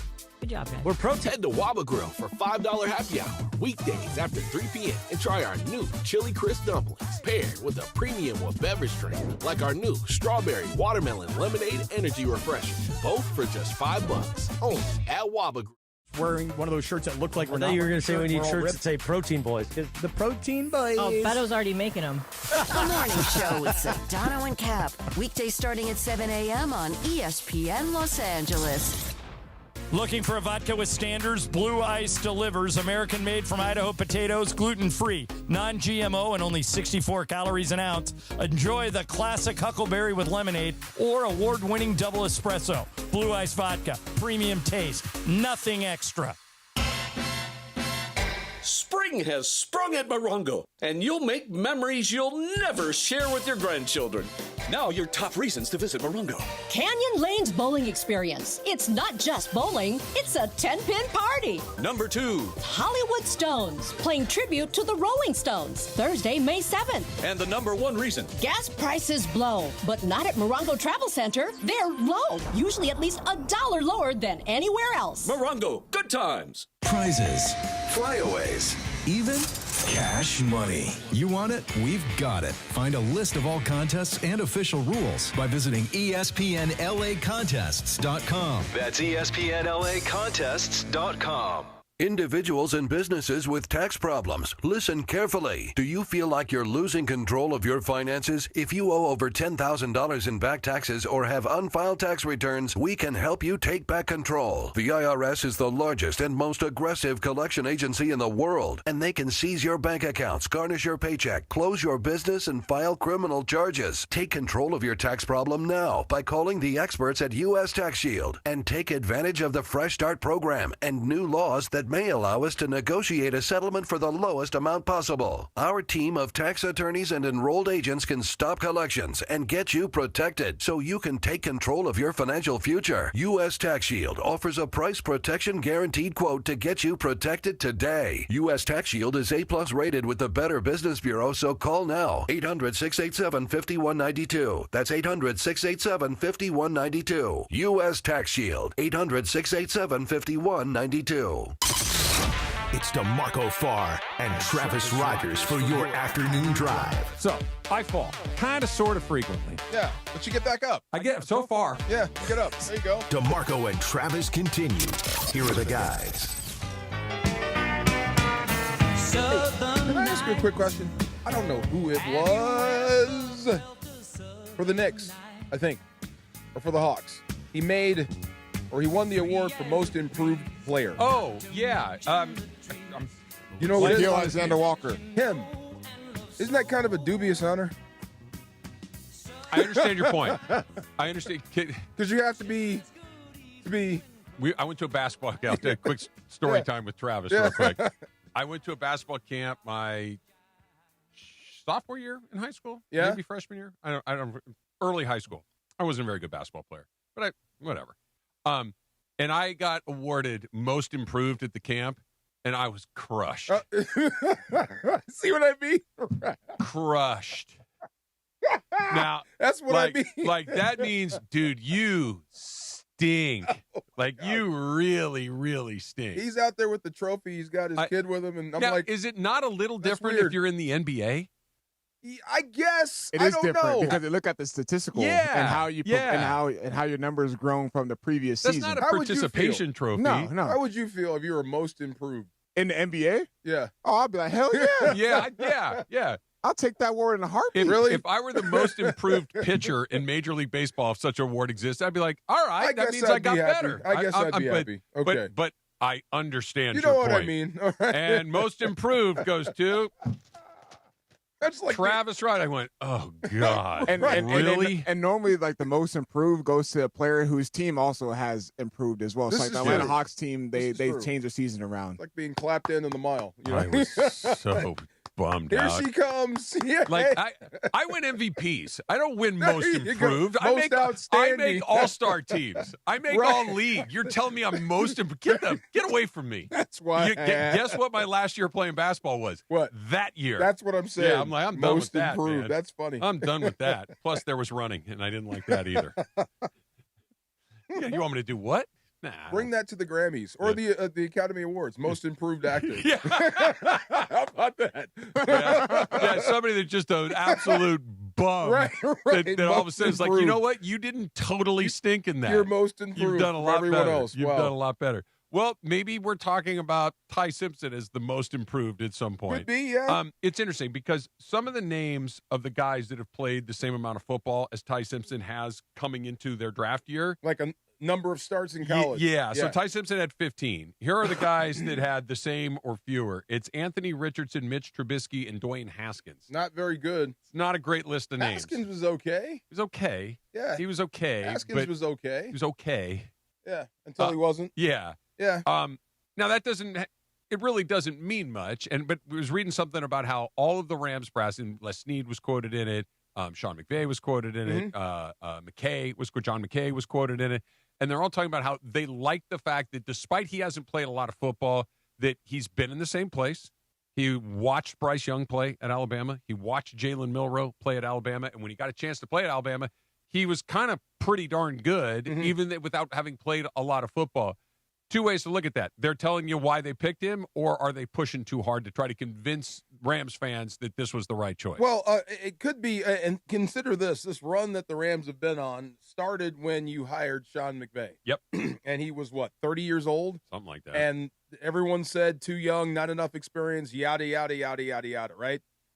The prevailing thought was, and I have to credit Marshall Faulk for this, if you wait until he's available, you won't be able to afford him. Eric Davis told me the exact same thing. Could be the same with Ty Simpson. By the time he's ready or has enough starts, you won't be picking that high. So this is your opportunity to get him. And like you said, you're dealing from, how do you say that? You're dealing from strength. Position of strength. Well, your football team is good. Right. You don't have a bunch of holes. You don't have a lot of things. You filled that through free agency with the corners. So you have a chance to do this now. It makes sense when you think about it. But this is not out of the realm of or this is not new for the Rams. This was actually a draft strategy of Les Snead going all the way back to when Michael Brockers was drafted. Michael Brockers went to LSU, did not redshirt, and then left after his junior year. It was like 20. Right. So the thought was, and they liked those SEC guys, let's make their senior years their rookie years. So same with Ty Simpson. You got 15 starts. You're not going to be able to start here. You're going to redshirt 2 years anyway. By the time you're ready to go, you'll be ready to go. Does that make sense? Yeah. And if you waited that long to get him, you probably wouldn't get him. That's the thing that makes the most sense to me, is we're a good team. The Rams next year, unless something really kooky happens, they're going to win 10, 11, 12, 13 games. They're going to be good, right? Your lips to God, Yeah. So you're not going to find your franchise quarterback at pick 29. They're typically not there. They're usually in the top part of the draft. They're usually in the top 5 or 10. The Rams might not be picking in the top 5 or 10 for quite some time. Right. So the one chance you kind of get close to the top 5 or 10, why not? And look, maybe it is a reach. Maybe it is a flyer, but it's the one chance to take a flyer. Well, here's the thing, and this is what's going to happen, and you have to bring in COVID because of, oh, my God, I have to look it up. I'm sorry. I'm still getting familiar with the rookies. Yeah. The tackle they took that was at 4 schools. Yeah. And he's been in school for like 6 years because of COVID and transferring around. So you have to get used. Everybody they drafted, with the exception of one, has been the multiple schools. Keegan Trost. Thank you. Yeah. Has been the multiple schools. That still bothers me some. And Kevin Demoff talked about that. It's something they worry about too, because there is no transfer portal in the NFL. In college, I think it's a great point. Yeah, when in college, if I don't like my situation, jump in the portal, I'm gone. Yeah. NFL's different. You can't be pouting here. So, going back to Ty Simpson, here's a guy that bucked tradition. Yeah. He could have gone anywhere. He stayed because he liked it. He learned. Those are good traits. They are. Yeah. I keep coming back to this. They are good traits. He's obviously got the maturity to delay gratification, which takes some time to learn, right? Yeah. Like, I'm gonna wait. I'll do that later. I'll have that tomorrow. I'll buy that next year, or would take the vacation. Usually it's like, no, I want it right now. I'm gonna go buy it. I'm gonna go do it. That's a mature thing to do. He did play for Nick Saban. He did sit behind two really good college quarterbacks in Young and Milroe. But that doesn't mean that he's either awesome or terrible. We just don't know, right? So until he gets out on the field, this is all a lot of chatter. Well, the other side is until we see him play, the we're just Raiders never don't know about Mendoza. I totally agree. And he went 1. You Yep. have no idea. No. But from But at least with Mendoza, to use like he played a couple of years. He played in some huge games, and so did Simpson. Yeah. But it's like, and he showed up big in those big games. And the story was huge. Yeah. The story that it's a runaway machine there, but there's no guarantee. No. That's what I'm saying. For anybody. So we'll see. But if you go beyond, I guess, the thought process of replacing Matthew Stafford, it is kind of weird because there's not much behind him. No. Well, no. Unless you want to count out Stetson Bennett early, and I wouldn't want to do that yet. I don't want to count him out early. Honestly, your voice kind of keeps knocking around in my head when I think about this. Like that he's basically learned the language. I always like to use that as the analogy. Like football is its own language. Yes. And you speak the language, that's an advantage. And if I'm coming in and I can kind of like, maybe I can order food in a restaurant, maybe I can ask for where my hotel is, but I can't communicate with you. Right. That's a challenge. And maybe I'm a little better at this than you are or whatever, but if you speak the language, you're going to blow past me. And having him in the building gives me a little, not a ton of comfort, but a little bit. It should help. I mean, but I can't tell you, like, it's weird because the comfort and the insurance policy that Jimmy G was, I know, is now not there. No, it was just this warm blanket. Like in case of emergency, you've got a guy that's actually been to a Super Bowl. Yeah. Now that's kind of that's out the window. It's out the window. Yeah. Now, right. No, right. Everything else gone. Becomes ultra important. Yes. Yeah. Now, I guess if you're talking about Simpson and he gets into the game because again, if Matthew Stafford misses a huge chunk of the season, that's it. Probably. That's it. But if he has to miss a month and you get to see Simpson play for a month, that's actually kind of interesting. Yeah. Because if he comes in and plays, I always use this as the example. They play the Atlanta Falcons 4 weeks in a row. Just not a great team, not a bad team, just kind of middle of the road, see what you get. And he can go in there and hang and win you a game or two out of those 4. That's interesting to me. Or get blasted out of there. That would be the flip side of that. If he gets blasted out, then it's like, and look, we could tell ourselves the story. He just wasn't ready yet. He'll be better yet. Yeah. You better hope that's what it was. Painful. But I mean, but what if he comes in there and survives? It's the first questionable move, I guess. And like with LeBron, and if they lose from 3-0, will that stay with him? Yeah. I mean, if this doesn't work out, if there's a mess, you can point back to if Mekhi Lemon goes off in Philly. Yeah. Which I doubt. But if he goes off in Philly, they're going to say, see, aha, especially if you have trouble. But that's just how the draft goes. It really is. The part of problem's the wrong word. The challenge with this is that we won't get any data. If Lemon is good, there's data. If Lemon is bad, there's data. Yeah. Simpson's not going to play. So it's just one of those, we don't know yet. And then next year's will. Yeah, we don't know yet. For me, you will, and it's small. It may not be measurable data, but by the end of camp, he should move up to 2. Okay. At least 2. If he's still hanging around at 3, there's got to be a reason why. Because you got to worry about. Is that a big red flag? What if it's just a matter of learning how to call the plays in McVay's system? Then what are you going to do with him? That's the thing. I mean, but I got time. Right. I mean, I'm hoping that he would be the number 2 guy. Me too. Out of the gate. But if he's like, we do it. have a little runway. True. Hopefully. And that first preseason game when he actually starts. Do you think he'll play in the preseason? He'll start one. Of course he will. He's going to play. Of course he will. They never played Jimmy G. They never played Stafford. They never played Goff. You can't have Stetson Bennett play the entire preseason. Why not? He did last year. You're going to need more than one quarterback. They haven't. You're going to need more than one quarterback standing at least on the field. No. But last year Bennett played the entire preseason. You're true, but you're going to need more than one. And the reason I'm saying it is ain't going to be Stafford. I can't get Stafford's not going to play. Clearly, they did sign a undrafted rookie free agent quarterback. I'm sure that there will be a second person. I'm just not entirely convinced it'll be Ty Simpson. I mean, and that's the thing. I mean, if he's not playing, why? Can he play? Yeah. If he's not playing, and the answer is, look, he's our backup quarterback. We're not playing him the same reason we didn't play Jimmy G. We want to make sure that come week 1, he's ready to go. Cool. You can't give him 4 handoffs? What's he going to learn in 4 handoffs? Get out there, get your feet wet, have some fun. Yeah, go out there and play.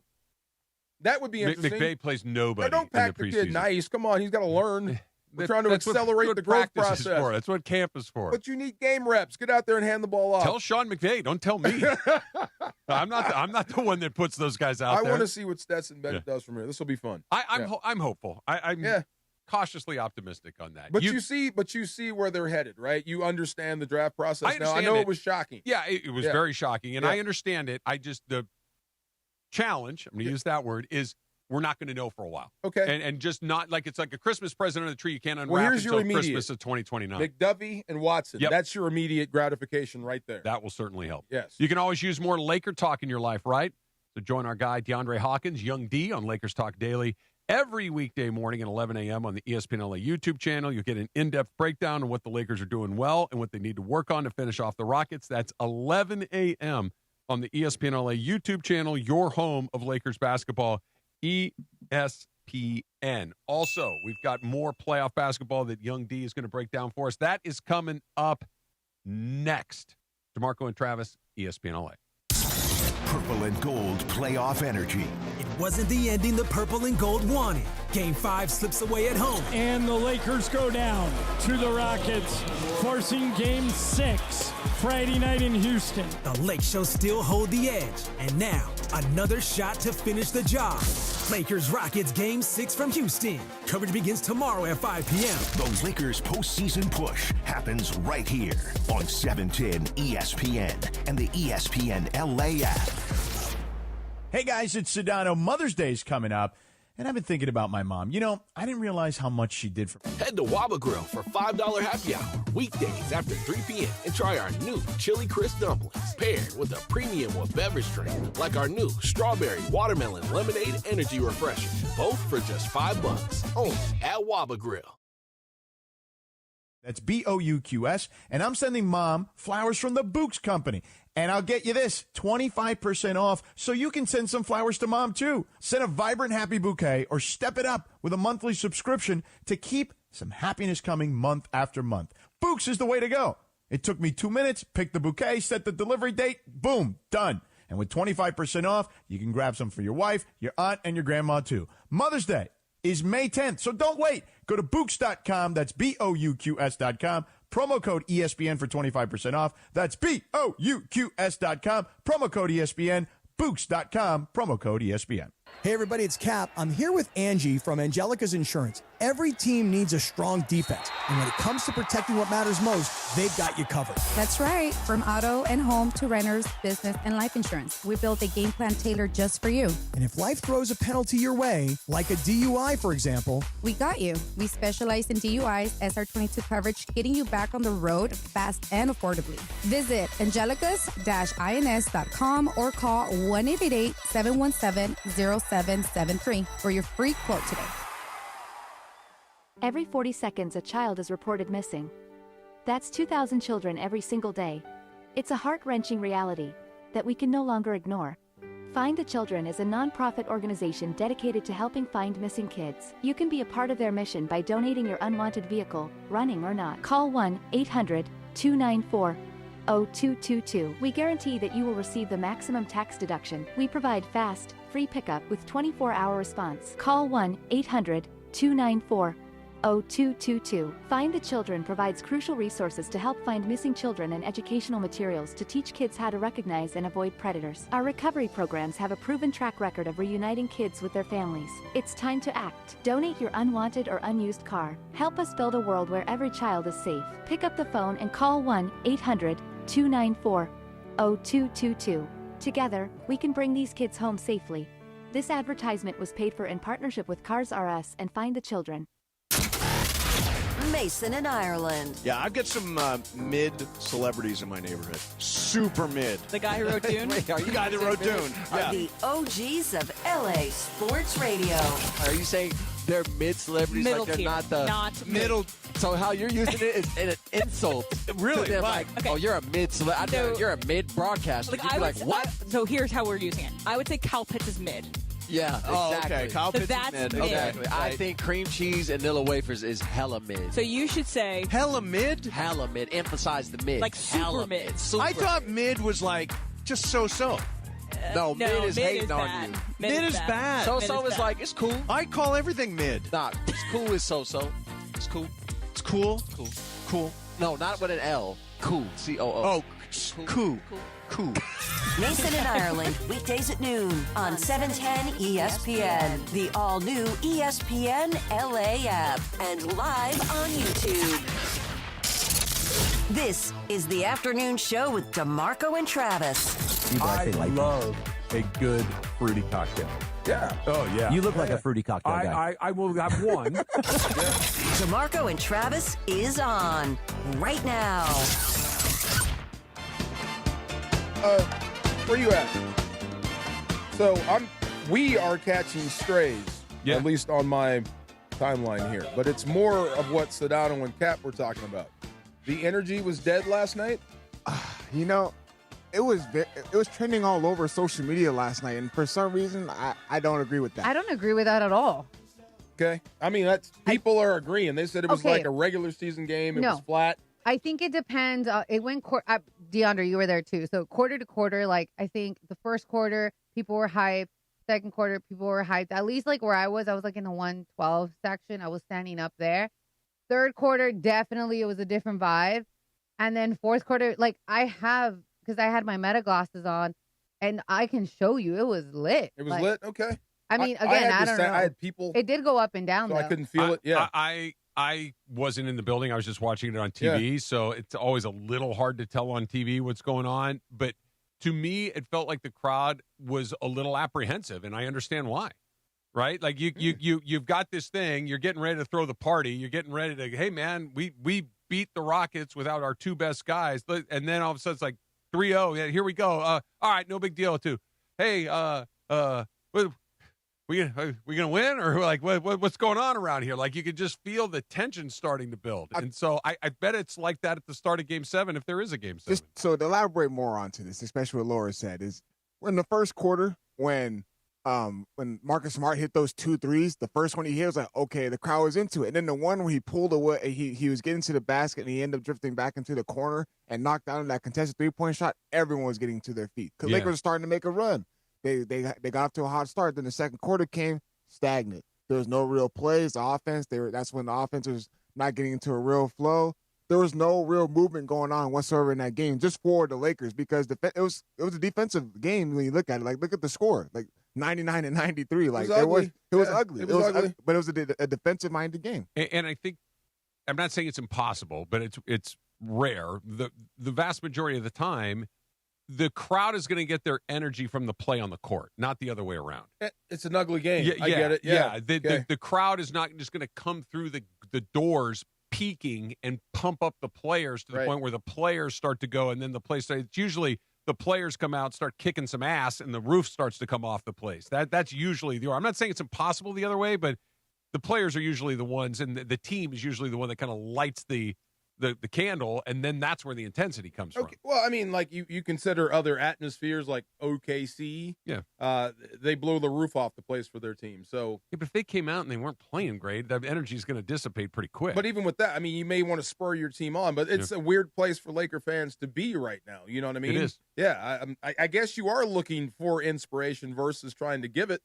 Yeah. I guess that's where you're sitting. There's tension. You know what I mean? Like there's real tension in the room. And, sometimes that gets you to stand up, and sometimes that makes you pucker. It's wild, and, right? And there was some pucker in the building last night. It felt like it. Yeah. And I'm not, look, they may come out on Friday night and have their best game of the series. I wouldn't be surprised. I'd be pleasantly, like, oh, okay. Wait. Best game of the series and win? Yeah. Okay. It's not like it's off the table. The Lakers can beat that team. I worry about Houston and momentum and confidence, because you may play your best game, most energetic, and it still might not be enough. That's the thing. Because you gave them life. Yeah. Certainly possible. Right. That is certainly possible. All right, D, what else do we need to know? What you need to know is that the Cleveland Cavaliers, they are up 3-2 right now against the Toronto Raptors. And a former Laker had a strong performance in the fourth quarter for the Cleveland Cavaliers. Dennis Schroeder. Hey! I like that guy. Yes. Blondie himself. Dennis Schroeder came alive in the fourth quarter for the Cleveland Cavaliers. Much needed energy and boost from the bench. They won that game 125-120. Not really much going through that game. The Toronto Raptors, they had a 10-point lead at one point. The Cleveland Cavaliers chipped away, and they ended up getting the production that they needed from their role players. And now they're up 3-2. They're headed to Toronto. Hopefully they can close that series out. If not, I would love to see a Game 7. That would be awesome as well. You think Schroeder's made up the money he messed up by now? Can you ever? Like, that money that's gone, right? Just saying. Like, it's just, I mean, did he make money ultimately? Yeah, but that's, what, is 84 You don't think million? he made it up by now? No? Once it's gone, it's gone. Good investments or something? Yeah. I don't know. I mean, he tried to take a chance on himself, I'm man. just saying, you know? maybe invest in Krispy Kreme. I'm just, when somebody says, would you like 84 million? My answer is yes. Always please. yes. Yeah, I'll take or, that. what am I, never mind. Anyway. I like that. Dennis Schroeder's one of those guys that I like because Me he too. doesn't give a damn. No, he's tough. Yeah, I like very. him. He's very, very tough, I man. like and him he has too. a little edge to him. Yeah. And in the second game that happened before the Lakers game was the Detroit Pistons and the Orlando Magic. Two dominant performances. Cade Cunningham with 45 points. And then also Paolo Banchero put up 45 points himself. And the crazy thing is that I said that Paolo Banchero's outside game has been a struggle. He shot 6 for 11 from the three-point line There you go. He heard last night for the Orlando Magic. But the Detroit Pistons did win that game. And that game as well is 3-2 series lead for Orlando Magic. That's a fun series. Is. That's a fun series. When guys get hot like that, it's so much fun to watch. Yeah. Unless it's they're doing it to your team. Right. Yeah. Or that's your like, team's not well, doing and that's like one of those, dude, put a body on that guy. Like, make him uncomfortable. Right. Like, move him off the spot when it's Steph or Clay or one of those guys, there's almost nothing you can do when they get going. But even when it's Apollo or whatever, like, it's like, oh, that's going in, that's going in, that's going in. That's super fun And it was to watch. rhythm. Everything he was doing, like, if Cade Cunningham would come down, one drill pull up, he'll knock down a three, he'll get to his mid-range, he'll knock it down. Then Paolo Banchero get the ball out of ISO, come down, he'll hit a shot. It's like, oh, this is good. I like seeing buckets getting traded like that. But at the end of the day, the Detroit Pistons are showing some signs of life. And real quick, the Detroit Pistons, you know that they can do another history. So what? When they had that Detroit Pistons team with Ben Wallace, Chauncey Billups, Rip Hamilton, they were down 3-1 in that series to the Tracy McGrady Orlando Magic. Was that the year that McGrady was talking about going to the next round before the series was over? So, yes. Yeah. So the Detroit Pistons can do the same thing and repeat history. I forget exactly what the McGrady quote was, but it was something very close to this. After they went up 3-1, he said, it's just nice to move on to the second round for the first time in my career. And then they lost 3 in a row. Ooh, my goodness. It was something, maybe not exactly that, but yeah, don't say that. Malice in the Palace, right? Oh, yeah. Ron Artest wanted to beat up everybody. Yeah. Ben Wallace was standing right there. Yeah. You went over there. Would you want to fight Ben Wallace? Hell no. Yeah, I was going to say, like, I feel like that was Ron exercising some good judgment in a moment of extreme stress. No. That Ron decided, you know what? I'll go over there. Come here, fan. That crazy thing, and not to get too far off in the tangent here, but there were two things in that Malice in the Palace, and I'm sure that everybody's seen the video, that the one thing that I forget who it was, the guy got down on the court and he like squared up with Jermaine O'Neal. Are you out of your mind? It's like, what are you doing, dude? That guy's 7 feet tall. He's gonna break your damn neck. He can reach you from back. Yeah, and you could see like on Jermaine O'Neal's face, he's like, "Are you serious? What's going on here? Like, does this guy want to fight? Am I about to fight a fan in the middle of the court? It was insane. Have you guys seen the Netflix? I have. The Untold. Untold is great. And then there's the Jamal Tinsley was also a member of that team, and as they're finally sort of getting guys back towards the locker room. Like, I don't want to say that order had been restored, but we're at least headed in the direction. That way, right? And Tinsley picked up that dustpan and started swinging it like he was Shohei Ohtani. It's like, what is going on here? Unbelievable. Wow. And I think it's Steven Jackson tells the story. Yeah. Jackson was on that team, and they get back in the finally they get everybody back, and and Artest says to Jackson, "You think we're getting in trouble for this?" Yeah. You think? Do you think for starting a riot in the middle of an NBA game? Yeah, I think there may be some fans. Yeah. And by the way, do you just another golden nugget for you guys? Do you know who the coach was for the Magic in 2003? Who? Doc. You're kidding me. Yeah. Oh my God. That wow. was one of his 3-1 Oh my God. tank jobs. Wow. He'll get another job. Watch. He'll get a job. There's two expansion teams coming. I'm not going to argue with you too much. I think you're right. But, man, what a weird coaching resume. Yeah, big time. Like he won a title. Uh-huh. Now, you had Pierce, Garnett, Allen, and Rondo. And, I mean, that was a really, really good team. But they won a title, so no disrespect there. But more like, hey, what the hell is going on there sort of situations. The Milwaukee thing is a huge black mark on his record. A huge deal. Yeah. I cannot They were pretty good when he showed up, and they just came unglued. Not to belabor the point, that's going to stick to LeBron if he goes down 3-0, if he loses the series. I'm not doing a deal when I said I don't know how you don't understand that. I do. I understand if it was valid. What's valid? What's invalid? Losing a series when you're up 3-0, I understand it's never happened. Yeah. But you can kind of understand why it would happen when he's 41 and he's they were up 3-0. Still, like them losing the series is not the part. Yes, I understand how they can lose the series, but being up 3-0 and losing 4 games in a row to a mediocre playoff he's team gonna get without barbecued. their best player. You're right. He's going to get barbecued all over. He's going to get. Oh my God, he's going to get dragged. Yeah. You can't lose the series, LeBron. You can't. You can't let this happen. They're going to win. They're going to win. You can't let this happen. I'm just going to keep saying that until I fully believe it. I'm 51% a believer right now. But see, this is where KD gets to skate some. I'm with you. When the Lakers beat the Rockets, no one's going to care what KD's that sat out the entire series. It won't come up. I agree, but this would come up for LeBron. LeBron and KD are in different universes as far as the way that we think of them. Like, we think of KD as a great player, a multiple-time All-Star and MVP, but KD's not in the conversation for the GOAT, and LeBron is. And LeBron is there are 3 or 4 acceptable answers to that question. Yeah. LeBron's one of them. Yeah. And KD's not. And he's held to they're just held to different standards. That's why I've been chewing on that Dave McMenamin thing with LeBron and how he answers certain questions, because he's What'd you think of it? It ain't fair. It's not. I totally agree. But the one thing I did like was they're 2 completely different basketball players. Yeah. It's like you almost can't compare the 2. No. But we do anyway, and he always takes the short end. What's weird, too, you know, we never compare Kareem to those guys. Ever. And it's because they're noticeably different players. Like, Kareem was a center, right? Why do you think that is? I don't know. What do they represent? I don't know. Yeah. But still, I swear, I didn't wake up this morning thinking, well, I did, like the Lakers could lose the series. But the fact that the thing that shocked me was no NBA team has ever done it. Yeah. In the history of sports. Yeah, it doesn't happen very often. Doesn't happen very often. Once, they've been playing baseball for 140 years. Once. Would it lessen the blow if it happened before? Or just because it's the first? No, because it's the first. It's like, for instance, the first time in the NCAA tournament when Virginia became the first ever number 1 seed to lose to a 16. It's like, oh my God, it had never. Now it's happened a couple of times since then. We're like, yeah, whatever. Well, he's got every record in the book, including that one. He's got that one too, including that one. All right, here's what we got coming up next. We're going to give away a pair of VIP tickets to Pechanga's Sushi and Sake Festival coming up on May 2nd. Laura, how are we going to do this? All right, so I'm going to line you guys up, so make sure you call right now. DeMarco Farr is going to give you the number. Use my government name again. Of course, we got to do that. Everybody knows you. You don't have your shirt today. But anyways, we're going to line you up. We're going to line you up. And then D4? You're going to call this number, 877-710-ESPN. Call that right now for your chance to answer a trivia question on air. They're not too tough, right? That was pretty good. About sushi.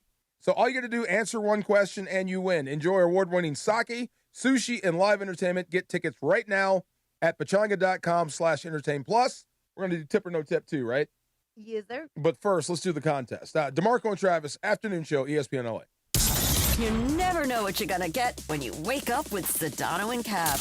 Way to go, young fella. Proud of this kid, man. Really am. So, way to go, Bronny. That is an incredible story that we're watching develop right now. What do you think about that, George? I agree with you. Listen, I tried to tell you guys. You guys mocked me when I told you he was balling out in the G League. And you guys were like, the G League. It's the morning show with Sedano and Cap. Weekdays starting at 7 a.m. on ESPN LA. Hey guys, it's Cappy reminding you to count on Jacob for every accident type. You have a pedestrian crash? You call Jacob. You have a slip and fall? You call Jacob. You have a truck wreck? You call Jacob. 800-345-6789 for Call Jacob. Call Jacob.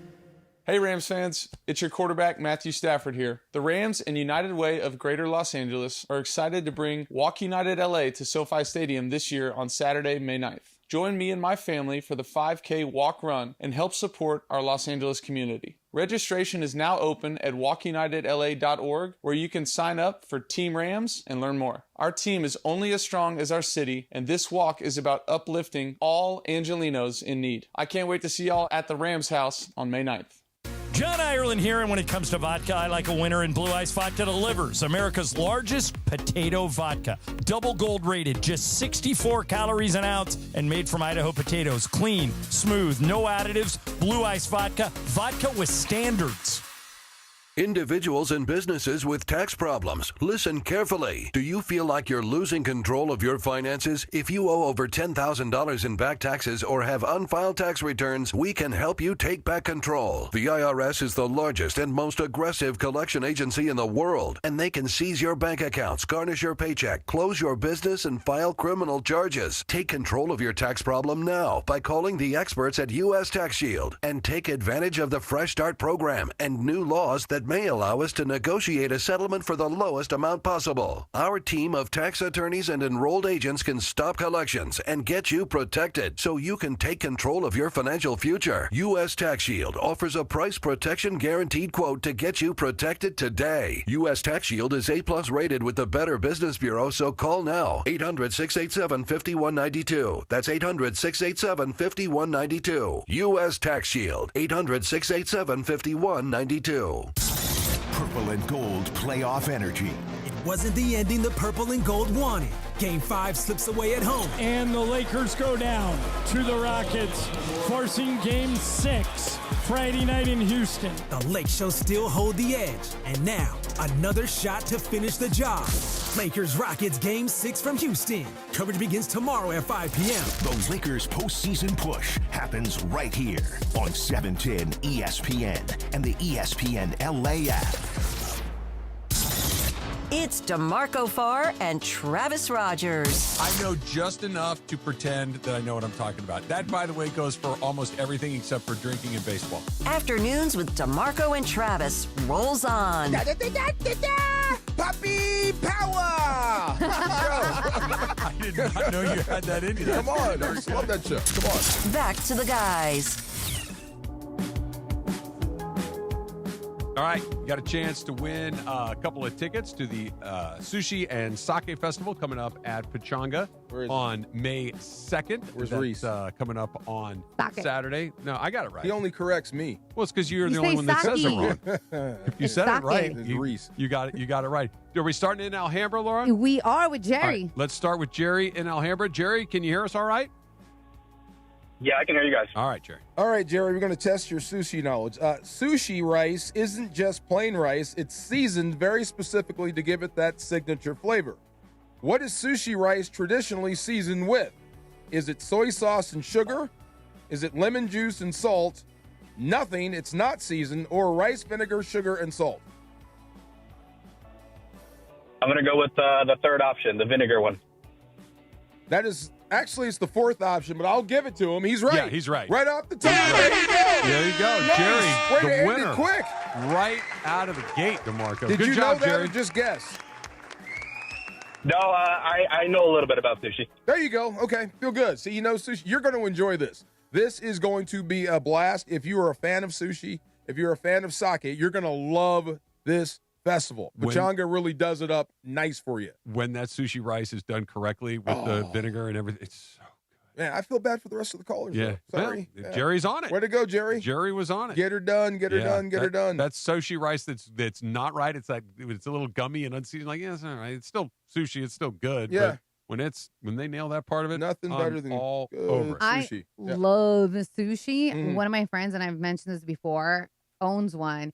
And his partner, like his business partner, always gets mad when I add like eel sauce or soy sauce because she's so traditional. She's like, my sushi rolls don't need anything. If they're good, they don't need anything. I'm like, girl, let me eat it how I want. I've been told it's disrespectful to the chef to at It least is. not taste it the way that they present it to you. That if you taste it the way that it's presented, and then you decide to add your wasabi or your soy Mhm. or your sauce, then that's okay. Then it's your preference, but they would at least like you to sample what they envision the You're right. dish to be. Yeah, I would never dip in front of the chef. Yeah. Yeah. Well, she owns it, and I go there No. all the time. So it's like you already know what I like. So shoo. Doesn't Michael ask for ketchup and steakhouses? Yes, That's and he weird. He brings his carries own it. wine.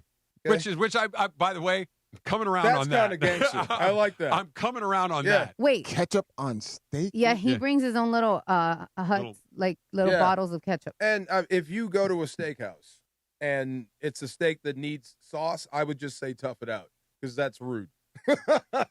If you go to the right place, it won't need the sauce. I know, but if it does, tough it out. A1 sauce. I don't know if this is a controversial take or not, but I'm going to lean into it. Yeah. You know what's delicious? Steak sauce. A1 sauce. I know. It's now, great. I'm not saying that you have to put it on a really good steak. No, A really good steak should stand up on its own, but A1 sauce on almost anything is delicious. There's nothing wrong with A1 sauce. You can put A1 sauce on an old shoe and I'll eat it. One guy I've seen do it, and this is the dude that's, I told you, is as country as an egg.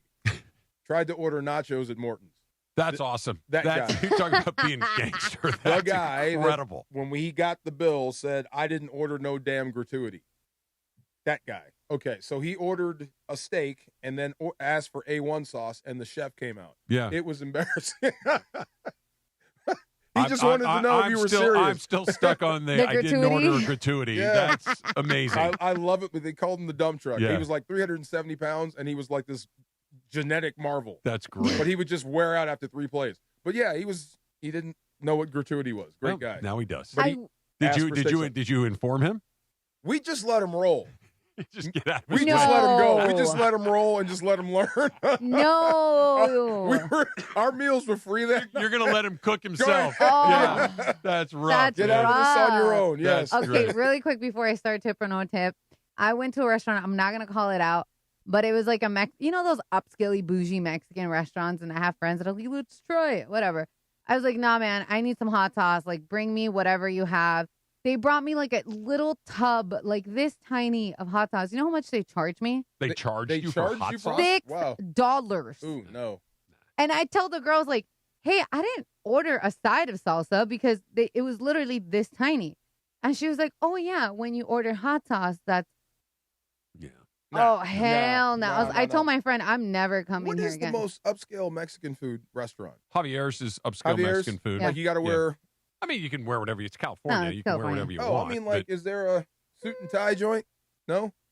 Javier's is really upscale Yeah, Mexican. There's a place by my house called Calo that's upscale Mexican that's really good. Really, really good. Yeah. But Javier's is not charging you $6 for like when you ask them Mexican. You know, you said at the like a Mexican restaurant, like you sit down in a place to bring you the chips and salsa, kind of traditional. So they do that, but they also bring you this black refried beans that are warm with a little cotija cheese on top.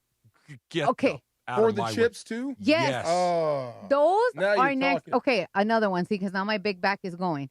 So there's a place, plug, but they don't, nothing with me, whatever. It's called Salsa and Beer. It's in the Valley. They have a few places, and their refried beans are next level. They literally have a salsa bar in the back, so you can get whatever type of salsa you want. But they bring the chips and the beans, and I can literally get full off that. Yeah.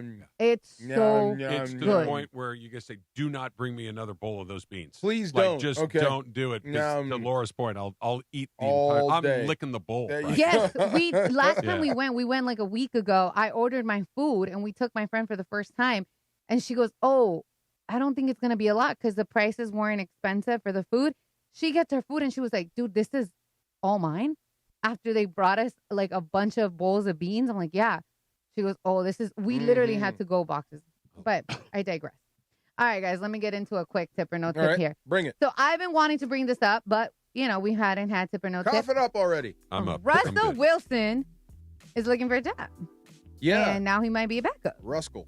The veteran QB visited the New York Jets, and the search for the depth behind Geno Smith might be him. So, tip or no tip, you would like to see Russell Wilson as a Jet? No tip. No. As a Jet, no. Let's rock. Russell Wilson, Aaron Glenn, New York Jets. I don't think it would play there. No. And I don't want to see him adopt the JETS, Jets in some way. No, because you know he would. Let's fly. Well, he's flying. My feelings on Russell Wilson have been well known on all the shows I've been on. I'm not a Russell Wilson fan. I think he's a really good footballer. Or he was a really good football player. I think he's not my kind of guy. We'll just leave it at that. Yeah. But the Jets, I agree with you, not a great fit. If Russell Wilson's your backup quarterback, it's a pretty good option. Like it's kind of Super Jimmy Bowl G. champion. Yeah, it's Jimmy G-ish. I just think Russell is done.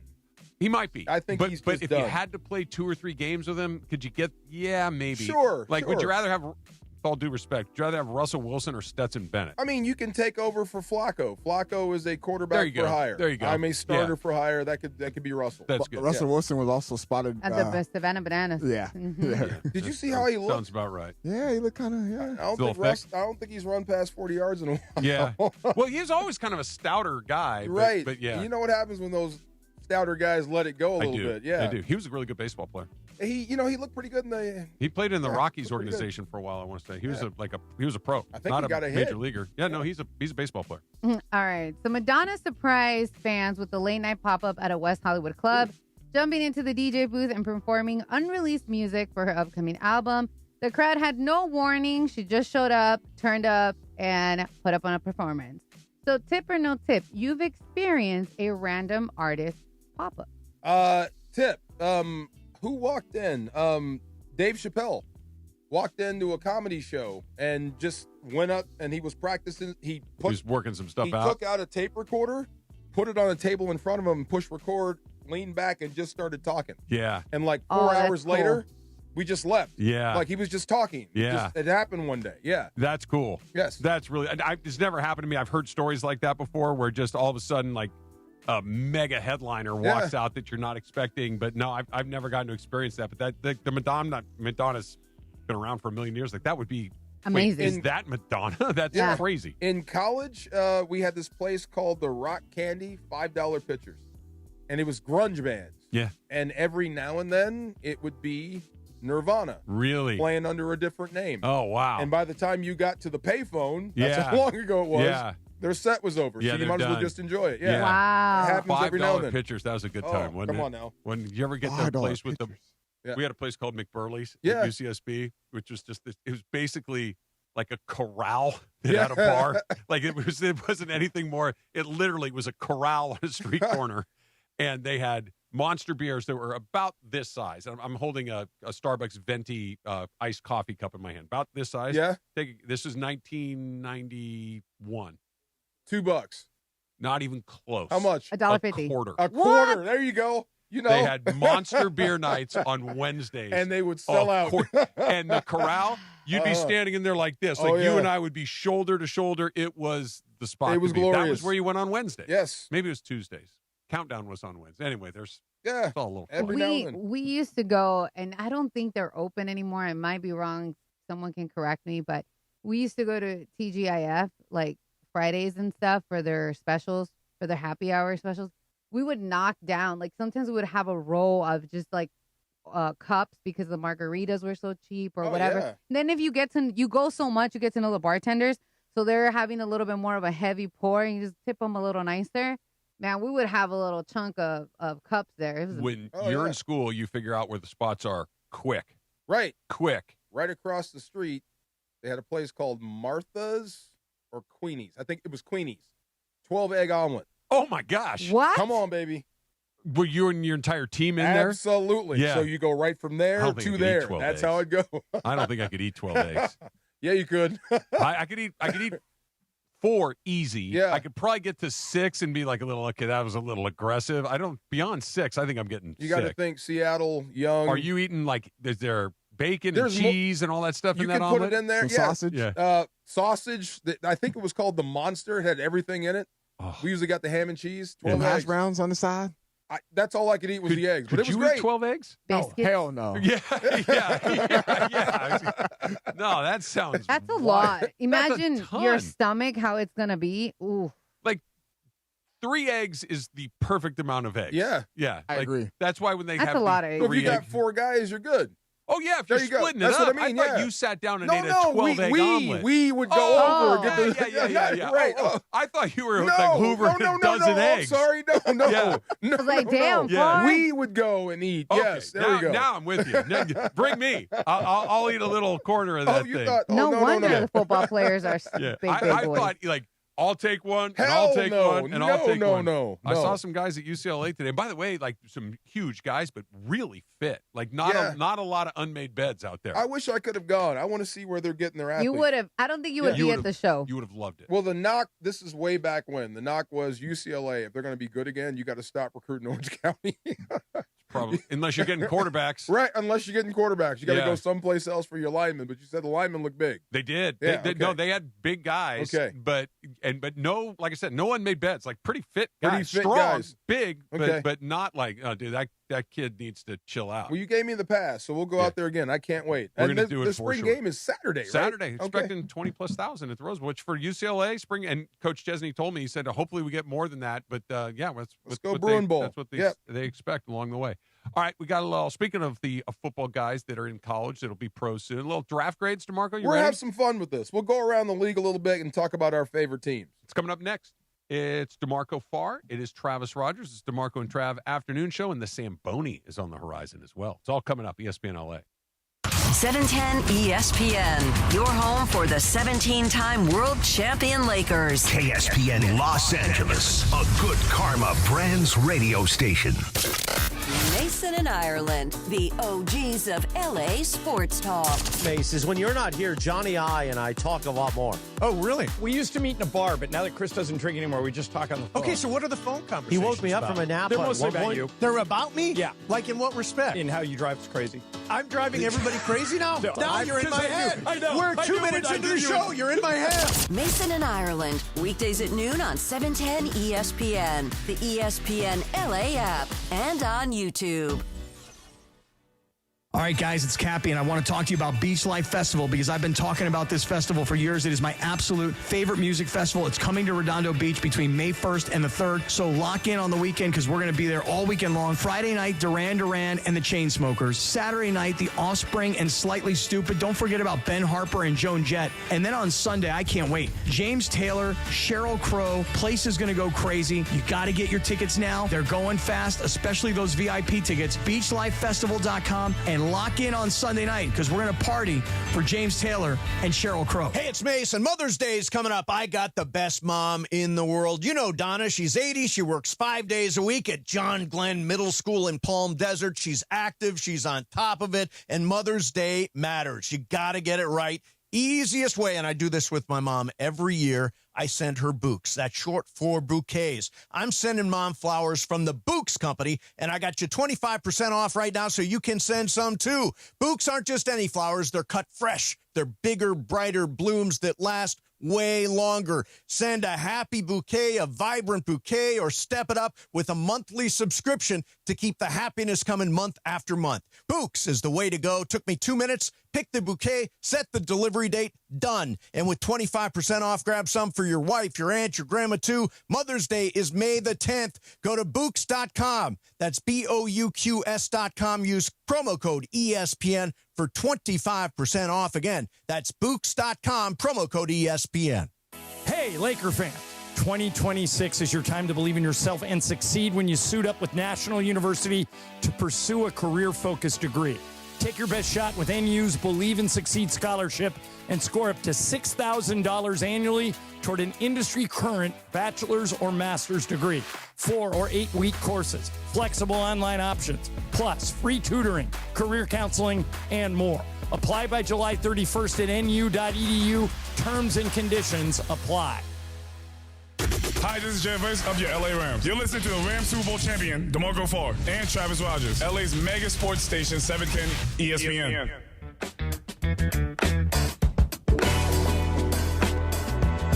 So I caught more strays yesterday when I said that I wasn't happy with the Raiders draft. Okay. I got, oh my God, every analyst in the world said they had a good draft. I'm just telling you what I think, There right? you go. You know? I love that. Yeah, it's just that, Fernando Mendoza is your guy. Number 1 pick. We don't know how he's going to be. You got Kirk Cousins, so you got some time there. But when I keep asking Raider fans, who are your receivers? And no matter what the answer is, my next question is, who are your receivers? So it's just, in the draft, if you're thinking about supplementing your number 1 pick with weapons that he could grow with, why wait till 195 to get it done? You know what I mean? I'm with you. I agree with you. Yeah, especially in that draft with today's college football.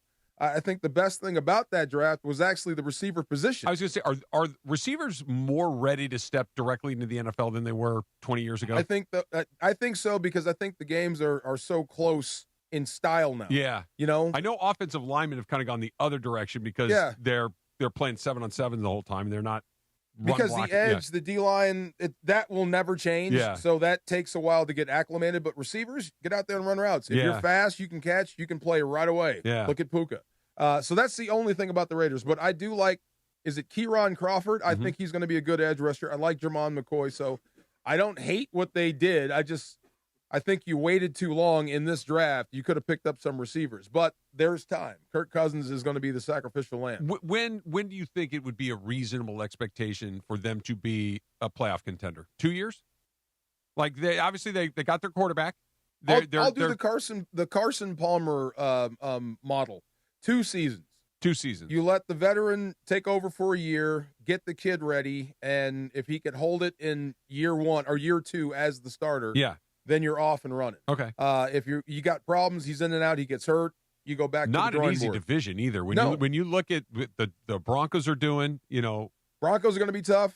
And defensively, defensively, and they got a really good coach in Sean Payton and Bo Nix. I think I've come around to him. I was not a big Bo Nix fan, but I think he's good enough to win you games. I think Sean Payton is good enough to win with him. Yes, and he's got ability. I mean, he can really hurt you with his legs. And KC's KC. Right. Well, that's the thing. I don't know what KC is. I thought they had the weirdest draft of anybody. Like, you dumped your top 2 corners. That had to be economic.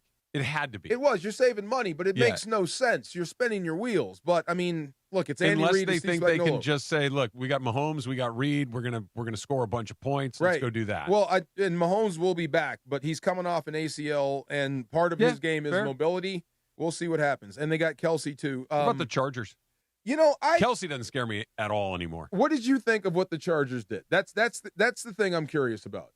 I like the Chargers. I like where they're at. I think Harbaugh ball is working. Let me go back to my page here. Scramble. I think Harbaugh is a terrific coach. I think that Justin Herbert's a really good quarterback, but I think the Chargers are the Chargers. Right, and you said Herbert, and they did exactly what you needed to do. I think they spent, a whopping 4 picks on offensive line.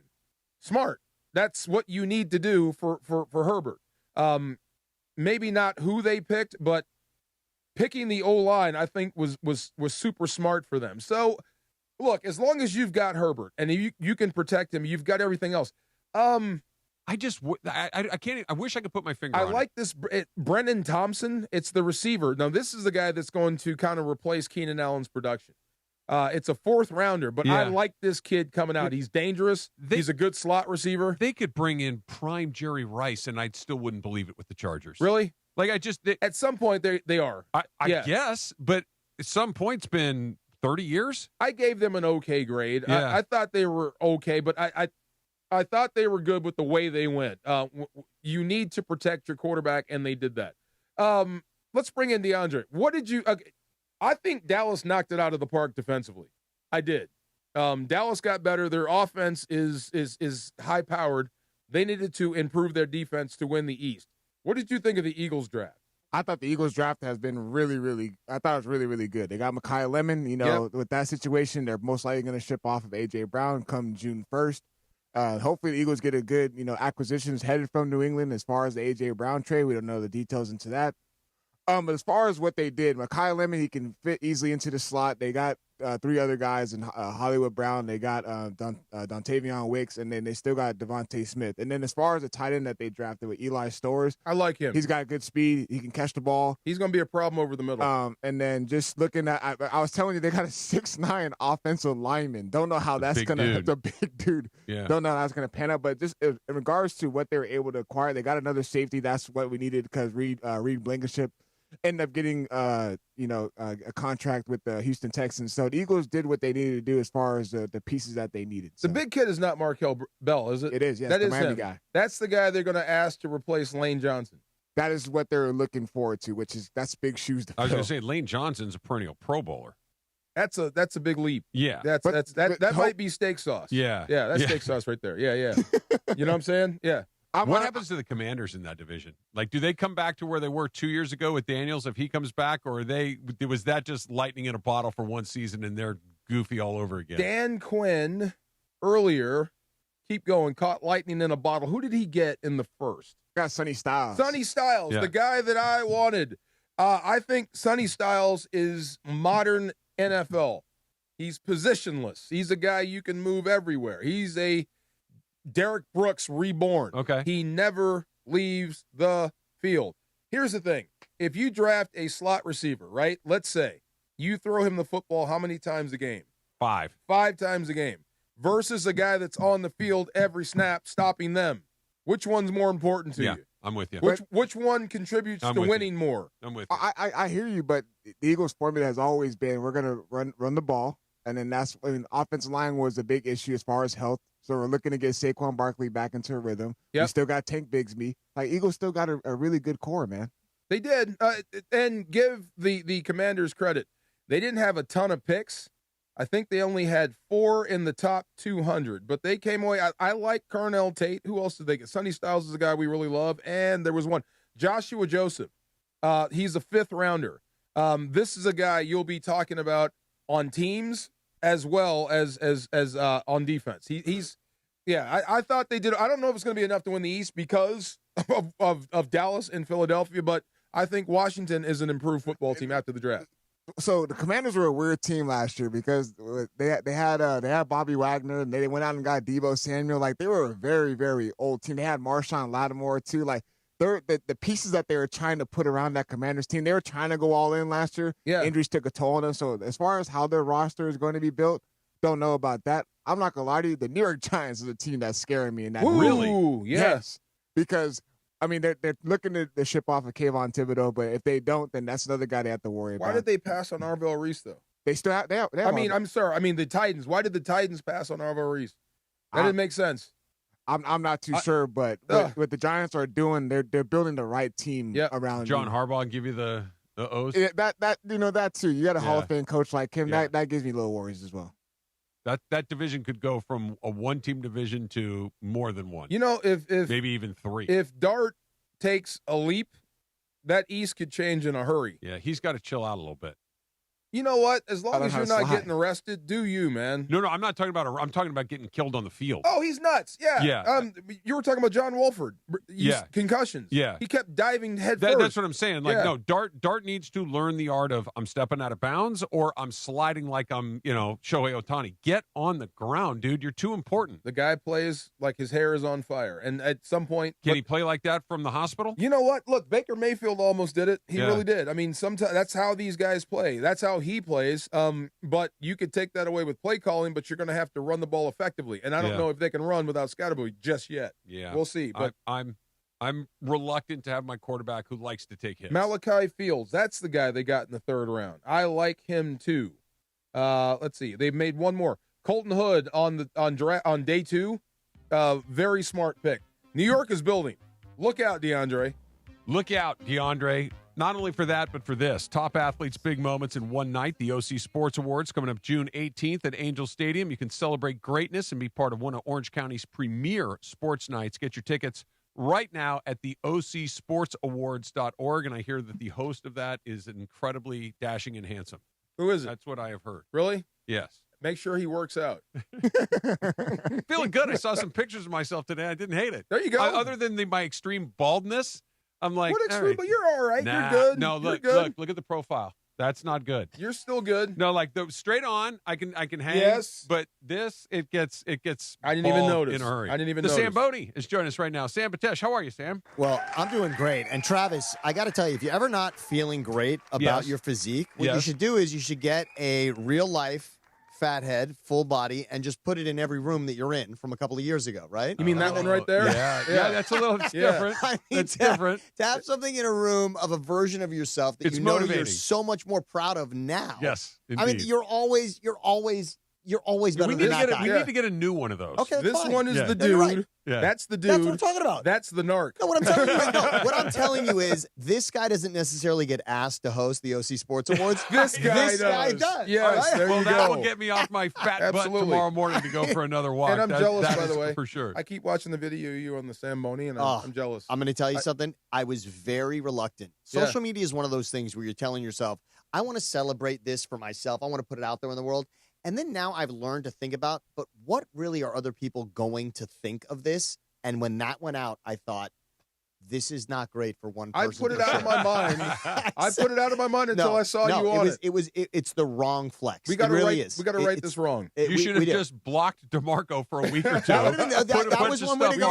Write this wrong. And then push you on the Zamboni down the algorithm, and then he never would have seen it. You're right. It was one of those where I also want to entice him into doing this again next season. I think this I've been has set to up. happen. No, I think I was set up. I think he's right my right. That day it was a prank. It was an absolute prank that day, and I apologize for it. It was awful. There's no way to make that right other than getting you on the Zamboni at a crucial night next season, which we are doing. All right. We are doing. So we've been spending a lot of time talking about, are the Lakers going to blow a 3-0 lead? Oh, this is interesting. I want to kind of switch gears here a little bit. And, Sam, I'm going to allow you to try to make me feel a little better because the Ducks were up 3-1 in their first-round series against the Edmonton Oilers. They went into Edmonton a couple of nights ago and lost Game 5. They gave up 3 quick goals. They were behind before the game really even started. Game 6 is tonight at the Honda Center with the Ducks having another chance. The problem is Draisaitl got unlocked. They put Draisaitl and McDavid back on that same line together again. And now I'm like, oh, they have to win tonight, Sam. Put me at ease. Okay. I'm going to put you at ease with this. In the NBA, this never happens. The 3-1 lead is fairly insurmountable in the NBA. All right? I mean, in the history of the NBA, we're looking at now there's been 356 teams. That's in the NHL, by the way. 356 teams ever with a 3-1 lead. All right? Or 3-0. In hockey, 356. Okay.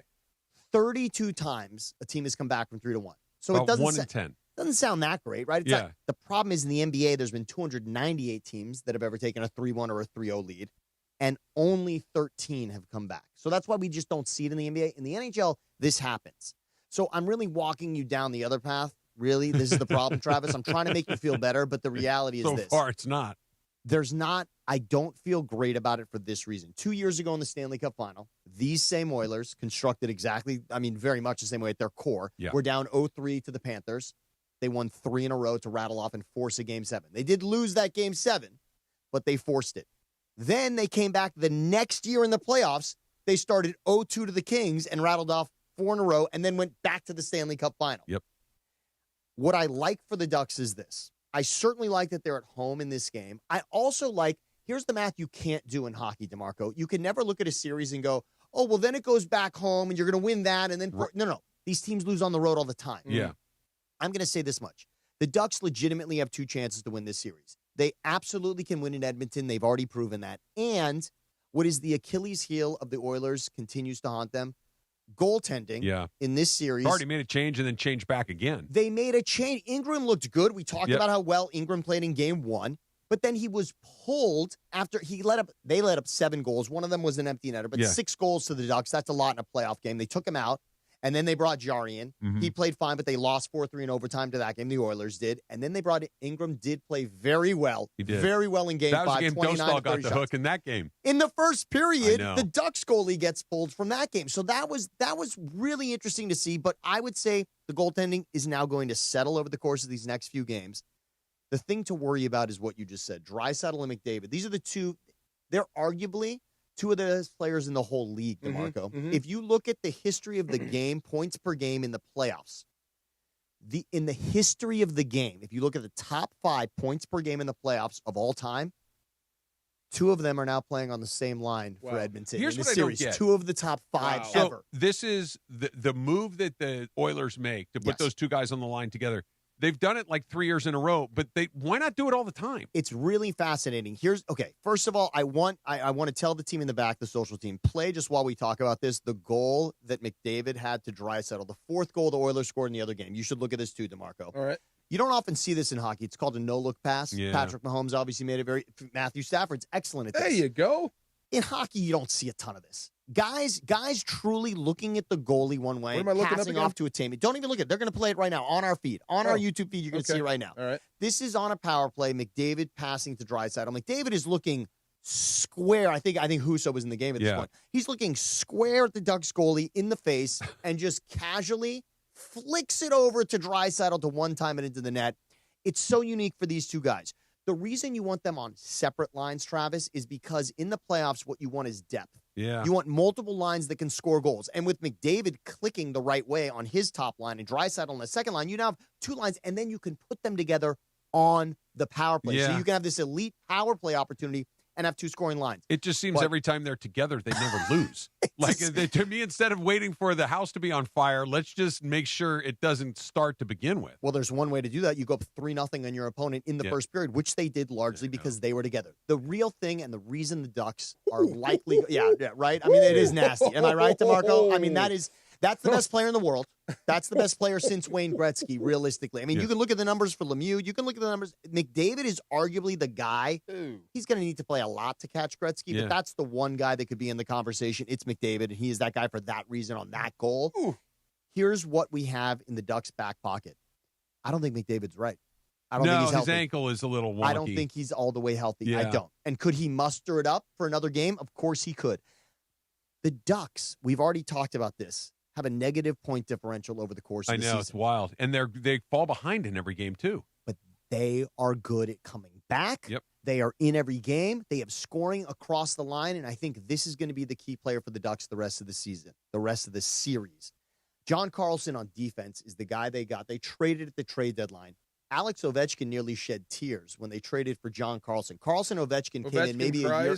Yes. Oh, okay. Not often. Not often. But right, yes. Right. He was so upset when they had, I mean, look, they were clearly breaking up their team. The Capitals were likely not going to be a playoff team this season. Him and John Carlson, Ovechkin and John Carlson, came into the league around the same time. Carlson was traded to the Ducks. They now have two Carlsons. One's got two S's. One has one S. The Carlson that's on defense, this is an established veteran defenseman who's won a Stanley Cup with Washington. I think he's going to be the key in this series. He's going to be the key to shutting that down. Now that you got them both on one line, now you can isolate that. You feel better? And perhaps you can shut them down. A little bit. One of the things about the Ducks that I like, and they kind of, Sam just touched on it a little bit, they addressed some of their inexperience at the trade deadline. They went out and got some guys that had been around a while, that have played in a lot of big games, to kind of give a little bit of that young-old thing. But their very best players are mostly young. They're young. They're young guys. So they don't know what they don't know, which I think in this situation is actually a blessing. And Seneca, the rookie, has been awesome, as you know, all season. Seneca's a guy, I've heard his name a ton in the series. He hasn't scored as much as he was, but he's had multiple opportunities. You've heard his name at a heightened pitch numerous times in this series. I like it, and I would largely say, and by the way, I'm wearing the Kings jacket. I just want to say this much, Trav. And DeMarco, what would you do in this situation? Your ultimate rival every day of every season is the Ducks in L.A. Yeah. And now the Oilers, the team that largely knocked you out of the playoffs for the last 5 years, it's these two going against each other. I don't know what Kings fans want here. The enemy of my enemy is my friend. And so I guess you wanted to go 7 as a Kings fan to just see the best possible. But endless ties. I don't know. If you're a Kings fan, this is whatever happens, you're gonna be displeased. Absolutely. Because if it's the Oilers again, it's like seriously again. And if it's the Ducks, it's like the Ducks did what we couldn't do. Okay, I got two questions. Okay, Number one, when a goalie gets pulled, I'm not down on the ice. I've never been privileged to be down there on the ice. When they get pulled, I can't see their faces because of the mask. Okay, yes. But is it like pitchers sometimes? Are they cussing, yelling? So it's never a conversation. Here's the difference. So a manager comes out to the mound and pretends like he's having a conversation. Now, some guys get the benefit of the doubt. They are established. They get that conversation. They can convince you. It's mine. It's mine. Right. Lackey did it famously and said, "Oh, no, you're not taking it away from me," right? But in the NHL, it's just come on over. It's just you're getting the other guy starts skating towards the goal. You're getting dapped out of the game, and that's it. What does the goalie? Yeah. Well, Travis knows about a very famous Patrick Waugh, one of the most famous goalies in the game. His final game in Montreal, he was left in the game too long. So this is the case where he wanted to come out, and the team didn't recognize it soon enough. So he got scored on 4 goals, 5 goals against. They left him out. I believe it was 7 goals. That was he basically went in and said, "F you, I'm out of here." Then he went to Colorado, won a cup with Colorado. Yeah. Really? But he was so upset that they didn't pull him fast enough. Okay. So that's interesting. And You one go of the sit in that note, little bullpen area Yes. off to the side of the bench Yeah. because the other guy could get hurt. You might. There's But a I- scenario where you might have But to I go can't back in see the his face. No. I want to No. see I want to see it. and I see would the say, and, steam coming out of and their ears. sometimes a guy knows it. You know, I would argue that when the Ducks got pulled 3 goals in one period, that's one where you know you're coming back. Live It's to not fight on you, another right? day. And you're like, you know what? It's better get me out now so you know I'm fresh for the next game. You know I'm your starter. We're all good here. Tell me what your takeaway from Andrei Kopitar's final season is. Oh, okay. Very simply, because he broke all the records and he is definitively, historically, he has scored now the most points for any King ever. You know, it's perfect bow on his career. So I love it for that. I also love that the team made the playoffs. They made that final push. So he wasn't playing a string of games that didn't matter. Right. Imagine if their final home game of the season against Edmonton meant nothing. But Right. instead, they win that game 1-0. It propels them into the playoffs. He gets to speak to the crowd after that game after a win against that team. So it's got this beauty to it. What I also like is for Kings fans who want changes to be made if you don't win the Stanley Cup, you know what really motivates a team to change is when the season doesn't end the way you want.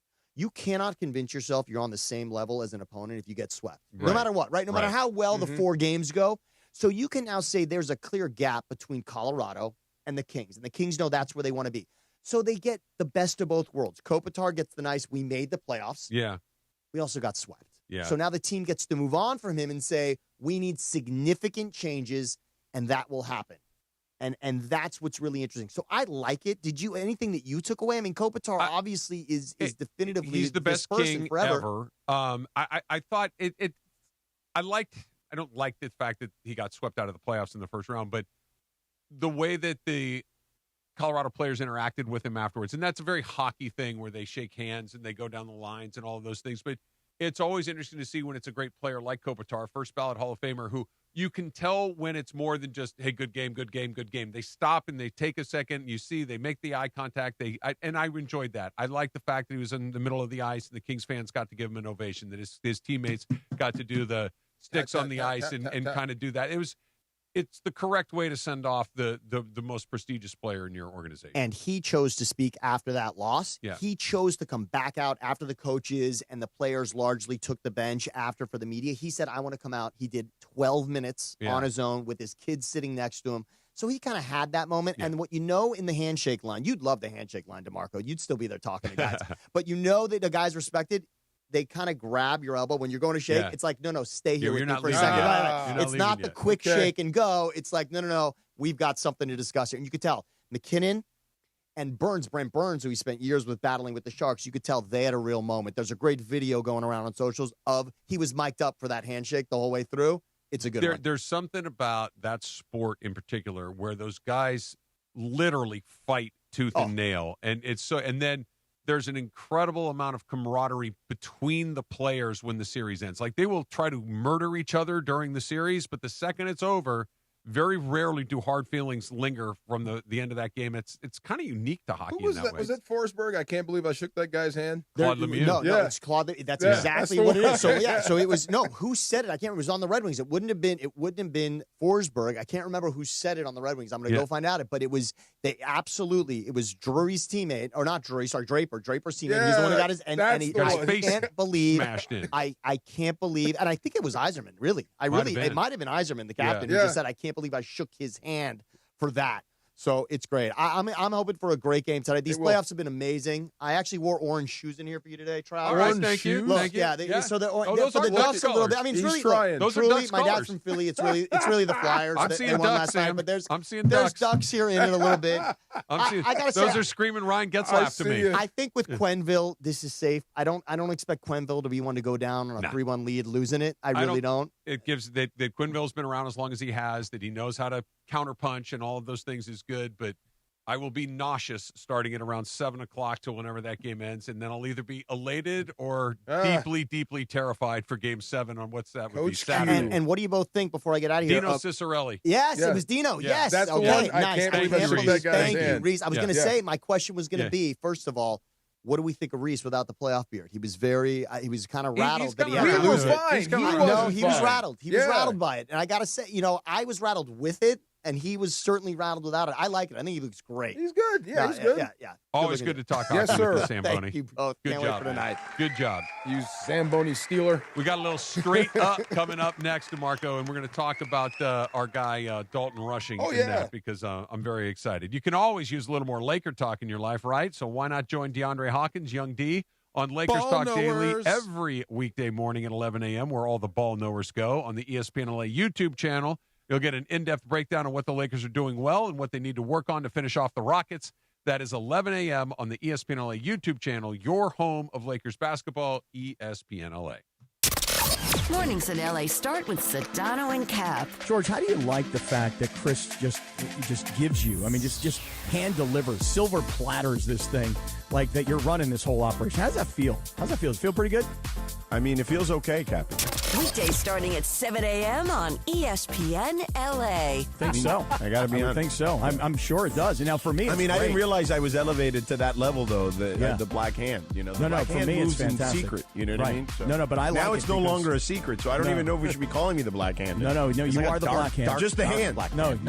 You are the black hand. And as your gray hand, I'm just going to keep feeding you concepts, man. I'm going to keep feeding you ideas because clearly I don't have the authority. However, I'm just going to keep feeding you concepts, man. You got to pass them through me, Cappy. Yeah, I know. Yeah, you got to. Apparently That's I do. the org chart. Now I got the Lindsay org chart passes now. through me, and then I give it up again. The Morning Show with Sedano and Cap. Weekdays starting at 7 a.m. on ESPN Los Angeles. John Ireland here. You want a vodka that's championship caliber? Look for Blue Ice Vodka at Ralph's, America's largest potato vodka, double gold rated, just 64 calories an ounce. Classic, huckleberry, or double espresso. Blue Ice Vodka, vodka with standards. All right, Southern California, it's time for the playoffs. If you're watching the game, make a full game day spread at Lazy Dog Restaurant. Burgers, wings, salads, and plenty of bites and small plates to share. Plus cold draft beer and cocktails for the table. And for anyone heading downtown, there's a Lazy Dog at LA Live, just steps from Crypto.com Arena. With locations across Southern California, it's an easy go-to for game day. Lazy Dog Restaurant, made for sharing. Visit LazyDogRestaurants.com. Hey Rams fans, it's your quarterback Matthew Stafford here. The Rams and United Way of Greater Los Angeles are excited to bring Walk United LA to SoFi Stadium this year on Saturday, May 9th. Join me and my family for the 5K walk run and help support our Los Angeles community. Registration is now open at walkunitedla.org, where you can sign up for Team Rams and learn more. Our team is only as strong as our city, and this walk is about uplifting all Angelinos in need. I can't wait to see y'all at the Rams house on May 9th. If you have ever thought about remodeling your bathroom but were worried it would take too long or cost too much, then stop worrying. Right now, Jacuzzi Bath Remodel has designed a collection of high-quality custom products and perfected the one-day remodeling experience so you can enjoy your new bathroom faster than ever before. It's a worry-free bath remodel from the most trusted brand name in the business, Jacuzzi. A jacuzzi bath system fits in your existing tub space. It's a no-mess installation with an amazing style selection, factory-certified installers, and a limited lifetime warranty. Call 800-717-4599. That's 800-717-4599 right now and get 50% off installations with no interest and no payments for 12 months. Replace that old bathtub today with a walk-in shower for a safer bathing experience. If you have lived in your home for over 15 years, it's time to remodel your bathroom. For a virtual or in-home appointment, call 800-717-4599. That's 800-717-4599. 800-717-4599. And it is the No Stress Sports Talk Express to the DeMarco and Travis Afternoon Show. It is time for Straight Up with Sweet Tea Travis Rogers. Straight Up on the DeMarco and Travis Afternoon Show, made possible by Blue Ice Vodka. Blue Ice Vodka, America's largest potato vodka, double gold rated, just 64 calories an ounce, and made from Idaho potatoes. Clean, smooth, no additives. Blue Ice Vodka, premium taste, nothing extra. Let's do it straight up with Travis Rogers right now. All right, DeMarco, help me with something here. We like Dalton Rushing, right? We do. We got a chance to chat with him. He's a nice kid. He's, he's fiery. He wants to play. All of this Squatty stuff. body. Squatty Yes. body. Strong, right? Strong. Squatty body. Keep that in mind for a second. Okay. We're gonna get back to that in a second. He's off to a great start this season, right? Yes. Like hitting home runs. He's getting a lot of at-bats. He's playing a lot. I'm wondering if just maybe he doesn't need to chill just a little bit. This is what has happened. So here's the latest incident, and then let me give you what we've led up to so far. Yeah. He accused the Colorado Rockies of doing something fishy in their series a couple of weeks ago, and even Dave Roberts is like, "No, man, nothing's going on there." Then we went to the incident that took place in San Francisco after Jung-Ho Lee slid into home plate. Rushing tagged him out, and it looked like Lee was hurt. And then as Rushing's walking back to the dugout, he looks over his shoulder and says, "F him." Yes. Okay? Yes. Giants didn't like that. Blank that guy. They drilled him the next day. Right. Rushing hit Giant shortstop Willie Adames with a kind of not seen very often anymore takeout slide in the next game. Kind of in a, you don't get to hit me, I get to hit you. Right. Which brings us to this. In the Cubs series, Miguel Amaya is the backup catcher for the Cubs. He goes in the game, and he advanced to second base on a ball that got away from Rushing, and Rushing was not able to throw him out. And you could read Rushing's lips saying, "That fat F." Okay? Yeah. Just advance, right?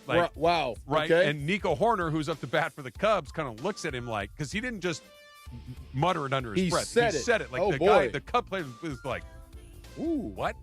Does he need to pump the brakes a little bit? Like, dude, you've been in the big leagues as like a guy for a few weeks. I like, would say yes. Maybe chill out a hair. It doesn't seem like he cares. He's off to a great start. He is. He's feeling it. I would say be careful. They're not going to let you get away with it, but if you don't care, you don't care. Here's the thing. I love the spice. Yeah. I like that he's the guy that kind of doesn't give a damn. Yeah. Like, man, I'm going to say what's on my mind, and you this, that, and the next thing. Here's the problem. Baseball players can get pretty sensitive. Oh, yeah. And they will start to retaliate. Of course, but I'm not the one getting hit. He is. Not yet. I like it. Keep it up. Not yet. Yeah. So what happens when they hit? I'll pick it. Shohei Ohtani, because Rushing's popping off, and they're like, "Oh, we'll get. All right, you don't like this? Here comes that." That was that question from a couple of weeks ago. If they get into a dust-up, who's your best dust-up guy? Yeah. We said, who'd we say? Rushing and Muncy, I think is where we landed. The other thing is you may have a guy that starts it. Yeah. It could be him. Yeah. Right. So if you're starting it, you got to be out in front. Yeah. Yeah. I just wonder if the Freddies, the Mookies, the Chill guy, out. Yeah. just Shohei. like, yo, bro, it's April. Yeah, You need to calm. You've been in the big leagues for 5 minutes. You need to calm down, man. This is not how. Not only that's not how it's done, but that's really not how it's done here. We're telling F this guy and fat this guy. It's like, dude, take it easy. I like Dalton Rushing, but it feels like we're drifting dangerously close to that territory of, dude, stop. What if it was like a Kike or a Theo or like a Miggy kind of? Kiki, I would like. It'd be another one. I'm used to that. I feel the same way with one exception, Laura. It's a good question. That those guys have been in the big leagues long enough to, if they want to violate the rules, all right, you're making your own bed. I don't even know if Dalton Rushing knows the problems he's potentially starting by saying the things he's saying. Well, he's got to be a little frustrated, wouldn't you think? I would think, if anything, he's probably in a pretty good spot because he's tearing the cover off the ball. I'm sure he wants to play more. Yeah. And this is a spot where you're not going to play more. Yeah. Well, that's not helping his case either. But, I mean, you can understand where the salt comes from. He wants to play. Absolutely. Yeah. And I respect the desire to want to get out there deeply, but let's make sure that this doesn't get to the point where you're starting beanball wars that you can't stop. Get ready. I don't think he's going to stop. I think this is just how he is. The other, I guarantee that whether it's the Cubs, whether it's the Rockies, whether it's the San Francisco Giants or whatever, they're like, really, bro? You? Yeah. Really? Yeah. You had a good week. Calm the blank down. Yeah. Like you can, like, if Shohei, he would never do this. But if Shohei wanted to go around walking around like with, his nose in the air or whatever, it's like, he's the best player in the world. You've had a good couple of weeks. Take it easy. I do calm wonder the blank down. What would make Shohei mad? He's a good peacemaker. He's the first to throw his hand up, no big deal. But I wonder what would make him mad. You know what I think it would be? It's a good question. You threw behind him? Yeah, that gets anybody mad. Yeah. If you did something crappy to one of his teammates, I don't think he would tolerate that. I think he would. I don't know if he's going to start a fight, but he's going to make sure that if he's on the mound, you're going to know he's displeased. There's no way in the world some team would hit him out of retaliation. The Padres did, and I was shocked. I didn't think so, but the Padres did. Padres, I can kind of understand. It's the Padres, but no one else is really going to throw at Shohei. I don't think. guys don't throw at each other a ton anymore unless they're provoked. Like if Dalton Rushing does something stupid, it's a beanball, and the baseball rules say you're supposed to get dotted. What happens is he calls the Cubs guy a fatso, and the Cubs hit Rushing, and Rushing's, and then Tyler Glasnow hits one of their guys. And now Shohei's up. Now it's... No one's going to throw at him, even when no manager's going to say hit Shohei. Are you out of your mind? Mike Schilt did. I guess so. I mean, Mike Schilt did. I guess so. I'm with you. I didn't, because Shohei isn't an instigator. Shohei is not a guy that's going to, turn the temperature up.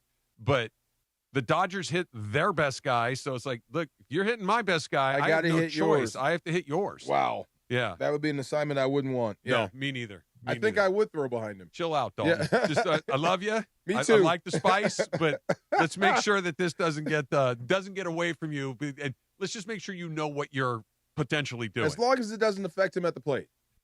Well, the spice may be what's driving him. That's going to happen no matter what, because baseball will baseball. Straight Up with me, Travis Rogers, sponsored by Blue Ice Vodka, America's largest potato vodka, double gold rated, just 64 calories an ounce, and made from Idaho potatoes. Clean, smooth, no additives, Blue Ice Vodka, premium taste, nothing extra. We got to go to a Dodger game. Let's go. Yeah, we're going to do it. They're on the road for a while. 999. Let's go. I really do want to see you do that. Yeah, come on.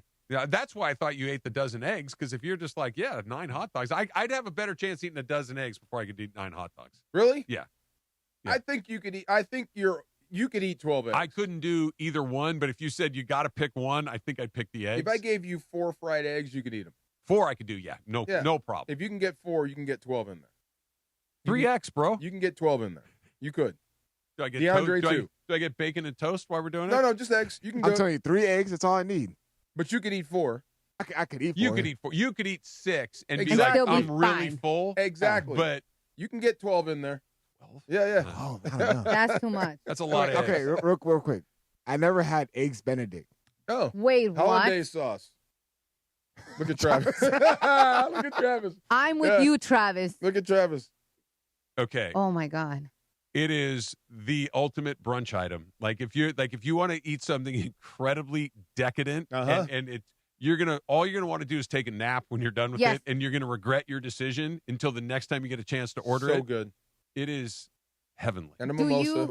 And a mimosa. Yeah. There we go. Do you guys do the English muffin or do you do the biscuit? Because I prefer the English muffin. Me too. Yeah. Now, do you do the regular one or do you do like a salmon? The salmon one is good, but I prefer the traditional one with the ham. Okay, so I went to a restaurant. They had like a carnitas one. They had like all these variations, and I'm like, I don't know. But then Christian and I tried it.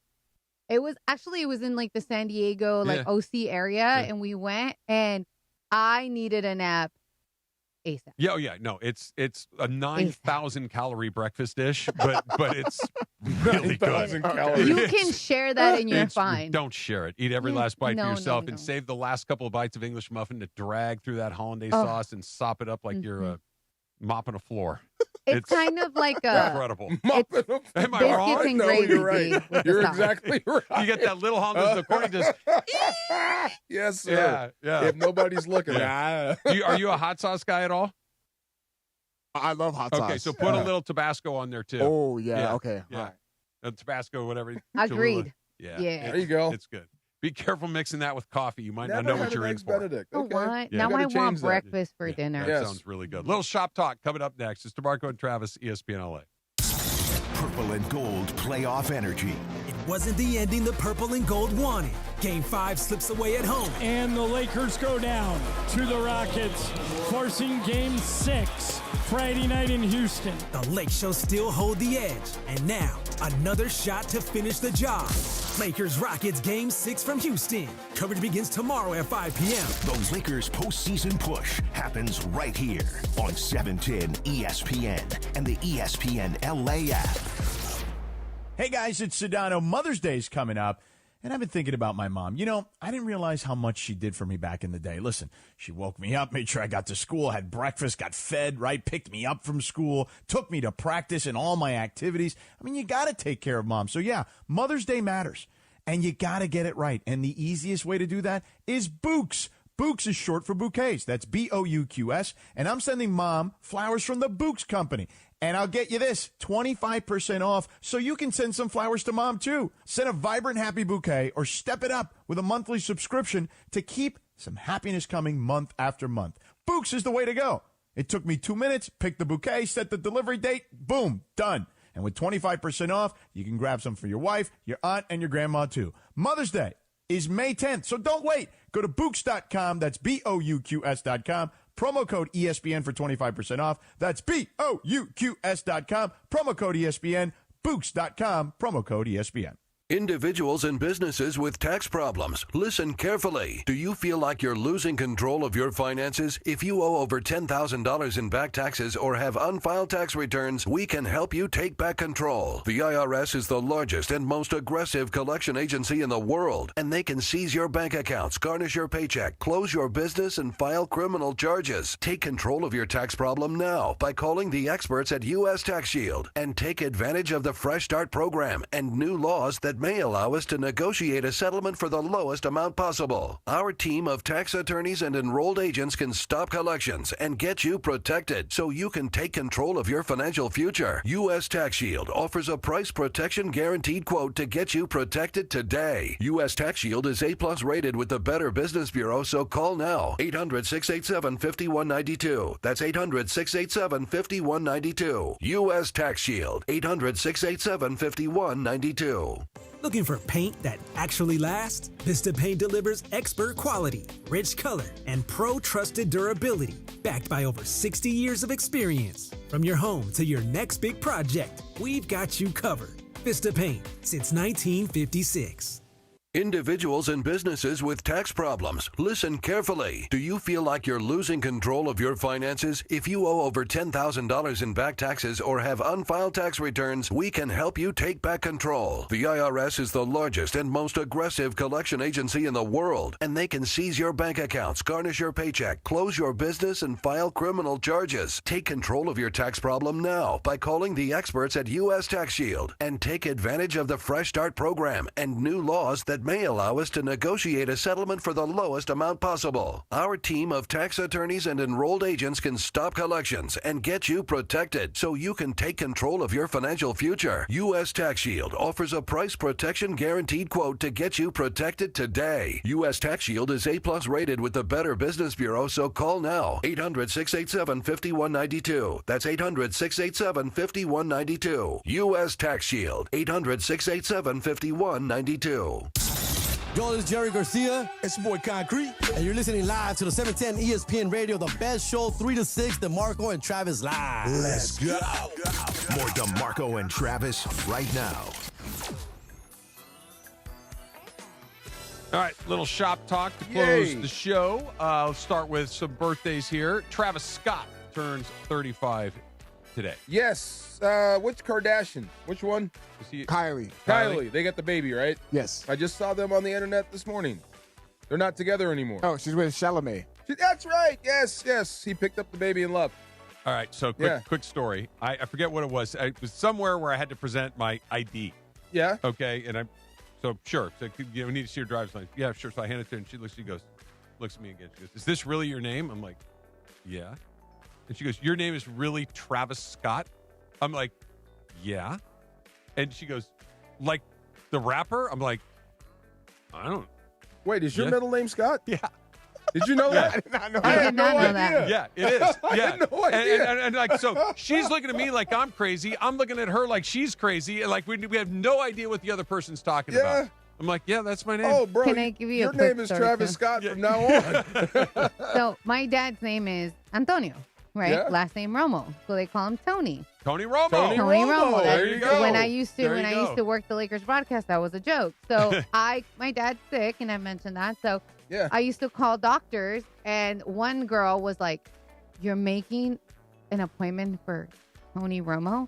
And at first it didn't click because I'm like, "Girl, really?" Right. And she was freaking out. Yeah. And I said, "Oh, you're thinking No. I was like, it's my dad. Antonio Romo. Yeah. Antonio Romo. I Yeah. was like, Tony Romo. And she was like, oh, I was like, and then I felt so bad because I said, you really think Tony Romo's going to go to a West Covina doctor office? Hey, no. maybe he's hiding. Trying You to keep never it know. low key. There you Yeah, go. you never know. You never know. DeAndre, this one is for you. Gal Gadot. Is it Gadot or Gadot? Gadot. Gal Gadot turns 41 years old yes, today. Man. Yeah, yes. fans? Oh, yeah. Why is that just Especially for when him? she was on Wonder Woman. He specifically requested that I don't He's a skip Mark. over this Oh, one. okay. Yeah. Okay. Let Hold on now. me just hit this real quick. Yeah, please. Yeah. Oh, yeah. Yes. Big fan.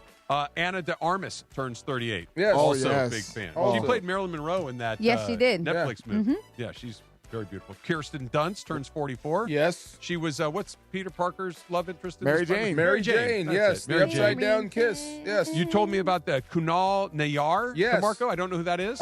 He's the third, according to Forbes, the third highest paid television actor. Oh, my. Yeah. I had no idea. Those Anybody? TV guys can make real money, too. Obviously. A ton of money. Yes. My goodness. Johnny, speaking of TV guys, Johnny Galecki turns 51. I believe he's a Big Bang guy. Big Bang. I've Yeah. been watching Young Sheldon more than Big Bang. Okay. Yes. I know Johnny Galecki as Russ from Christmas Vacation with Oh, Chevy Chase. That's okay. my Yeah. familiarity. Anybody with watch Young Sheldon? I Big Bang used Theory? to. I used Not to. anymore. Sheldon is annoying. Yeah, very. Yeah. he is. the baby Sheldon or the adult Both. Sheldon? They're Oh, both okay. annoying. Yes. I like the brother Georgie. Yeah. Bugs Bunny Day today, DeMarco. Every day is Bugs Bunny Day. Come on. What, do you have a favorite episode? Kill the wabbit. Kill the wabbit. That's a good one. Can Yes. I offer you the red-haired monster where he ends up at the beauty shop and Yes. they give him the perm? I forgot what they called him. I don't Yes, know. I It was do just remember. that red monster The that red had he had like feet and just a big pile of Yes. red hair. I like that guy. Mr. Potato Head Day. I used to rock a Potato Head. I think Yeah. we still have my kids Mr. Potato Head. Yeah. Yeah, I mean, we still have Mr. Potato You Heads got for kids, the right? parts? I think so. Yeah. Yeah. I keep all the. I got a bag with all the parts and the bag with just the potato Oh, heads. so you got the feet and the eyes and the ears Oh, and yeah. all that in one bag. Pretty good with the organizing. Yeah, there you go. Well, you got a wife. That's I have pro. no choice. You got a Exactly. wife I that's a saw. pro. I looked up the red-haired monster. Is it Gossamer? Is that- Gossamer. Yeah. Thank you. Yes. I had no idea that thing had a name. Gossamer. Yes, it does have a name. Yes. Gossamer. Okay, there we go. That's my thing I learned today. It is both. These things should be together. It is National Oatmeal Cookie Day. Ooh, Thumbs yum. up. It's also National Raisin Day, which also they do go oatmeal together. raisin cookies should have their own day. Soft. Okay, so you got chocolate chip, you got oatmeal raisin, Yeah. and you got something else. What are you Okay. reaching for first? Oh, oatmeal raisin. Me too. Yeah. Yeah. Anybody else? Yeah. Chocolate chip, oatmeal raisin, or sugar cookies. Yeah. Ooh. I'm with Trav. I think I'm gonna go oatmeal raisin. Yeah. I don't really care for either. None. Any Oh, of them, it's no. always oatmeal raisin, What if I especially threw when a they're peanut soft. butter cookie in there? Still oatmeal raisin. Ew. Yeah, especially when they're soft. Yeah. Yeah. Oh my God. Yeah. Since it's National Raisin Day, do you guys like Raisinets? Yes. Really? Dude. Yes. Yes. Yeah. I go to Sprouts just to get Raisinets. Yeah. Oh, you get them out of the big tub. Absolutely. Yeah. Yes. I can picture you with that big ass scoop. Yep. Fill up your bag. Yep. That's terrific. $18.95. Oh, that makes my day right there. That you are. Oh, the yes. What a great. Yes. I know what I'm doing. I the next love time I go Raisinets. through one of those. There you things. go. Today, this is a good one. 1789 in New York City, George Washington inaugurated as the first president of the United States. Wow. No Yeah. way. Yeah. Unreal. Look And how far we've come. I was thinking the same thing. Oh, my Move God. on. Leave that there. 1803, the Louisiana Purchase from France, $15 million. Here's what you got for $15 million back in 1803, about 220 years ago.